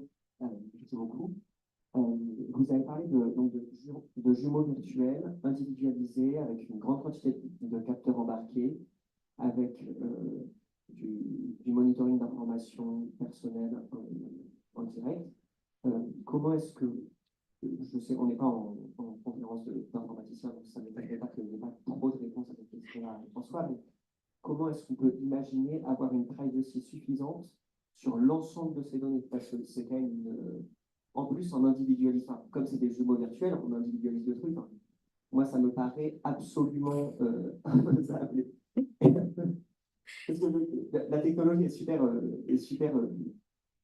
c'est extrêmement séduisant comme idée, mais ça me semble aussi extrêmement risqué en termes de sécurité des données, d'aspect vie privée, faire ce genre de truc, même pour les compagnies d'assurance, par exemple, c'est un délire d'avoir ce genre de truc. Oui. Surtout si derrière c'est le constructeur qui gère ça, ça me semble peu Oui. dangereux. Alors effectivement, c'est un des problèmes de ce type d'assistant ou vraiment des nouvelles voitures aujourd'hui, c'est que où est-ce que les données sont stockées? Il y a des questions éthiques, il y a des questions... donc c'est vrai que, comme en soi la voiture autonome, on parle de la voiture autonome aussi depuis un certain temps, mais on ne la voit toujours pas sur nos routes. Parce qu'il y a encore ce genre de problème qu'il faut pallier. Et alors, moi, honnêtement, effectivement, je ne suis pas dans les réseaux, infrastructures, informatiques, etc. Donc, je ne sais pas comment ça pourrait être, où est-ce que les données pourraient être stockées sur un cloud, c'est-à-dire sur le cloud de la personne qui a le profil, justement, avec l'assistant.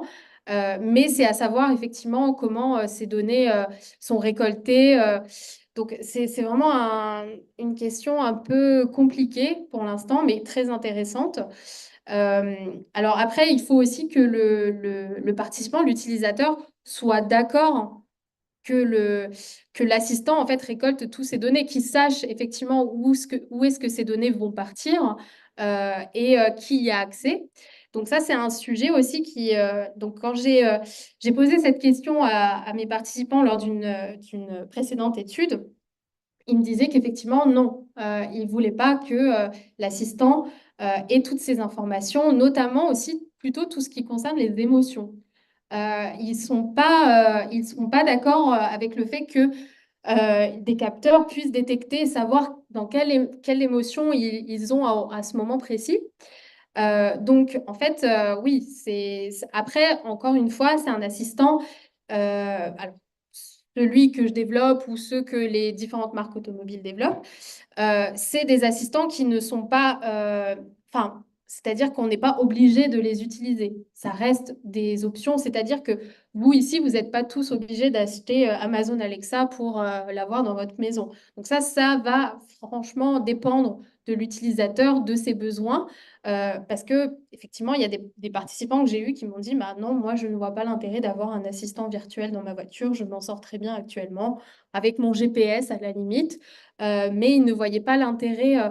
Donc après, tout ça reste effectivement personnalisé, personnalisable, et c'est un peu ça le souci, effectivement, c'est que ça va être trop variable en fait. C'est-à-dire que ça va dépendre effectivement des envies, des besoins de l'utilisateur.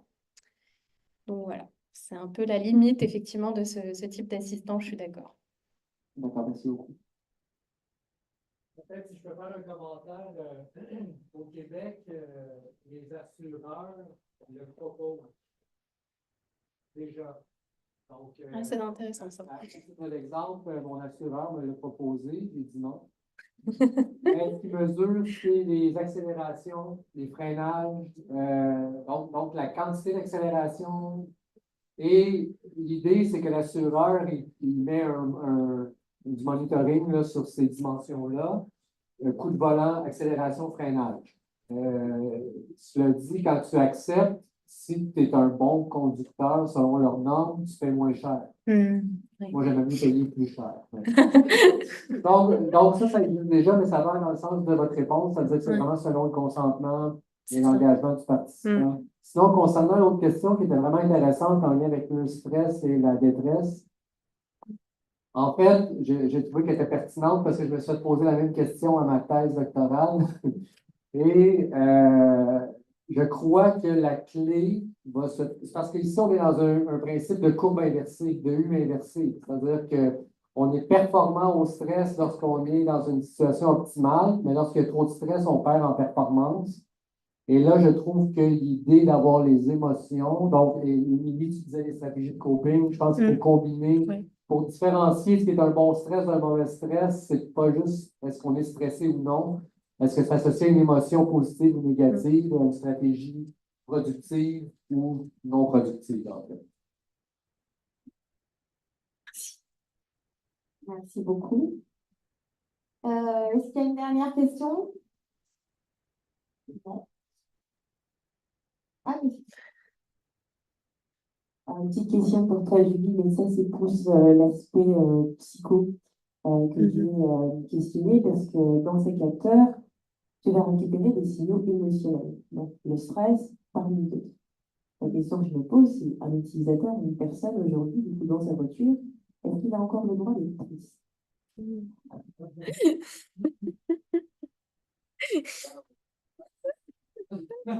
Est-ce qu'il a le droit d'être triste? Oui.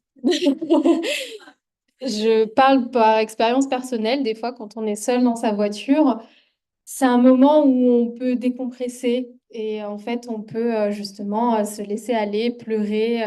En plus, en mettant de la musique triste que l'assistant pourrait justement nous proposer. Donc oui, effectivement. Donc encore une fois, je pense que l'assistant pourrait être activé si le participant, si l'utilisateur, il a envie justement bah, de, voilà, de diminuer ses émotions négatives. S'il a envie de les garder, il les garde et l'assistant n'intervient pas. Voilà. Donc encore une fois, c'est toujours à l'utilisateur de dire oui, quoi. Ça sera jamais la machine qui va prendre le pas sur l'utilisateur. Donc c'est à lui de décider s'il veut de l'assistant ou pas. Et s'il veut pleurer tout seul dans sa voiture, il a le droit. Merci, Julie. Bon, bah, je crois qu'on va s'arrêter là. Donc, je voulais vraiment remercier les trois orateurs. On peut les applaudir pour la qualité de la présentation.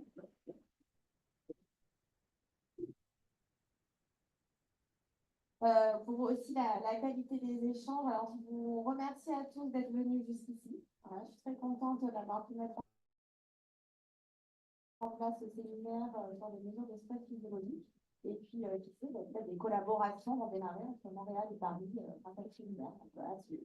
Voilà, bonne fin de journée, enfin bonne continuation. À bientôt.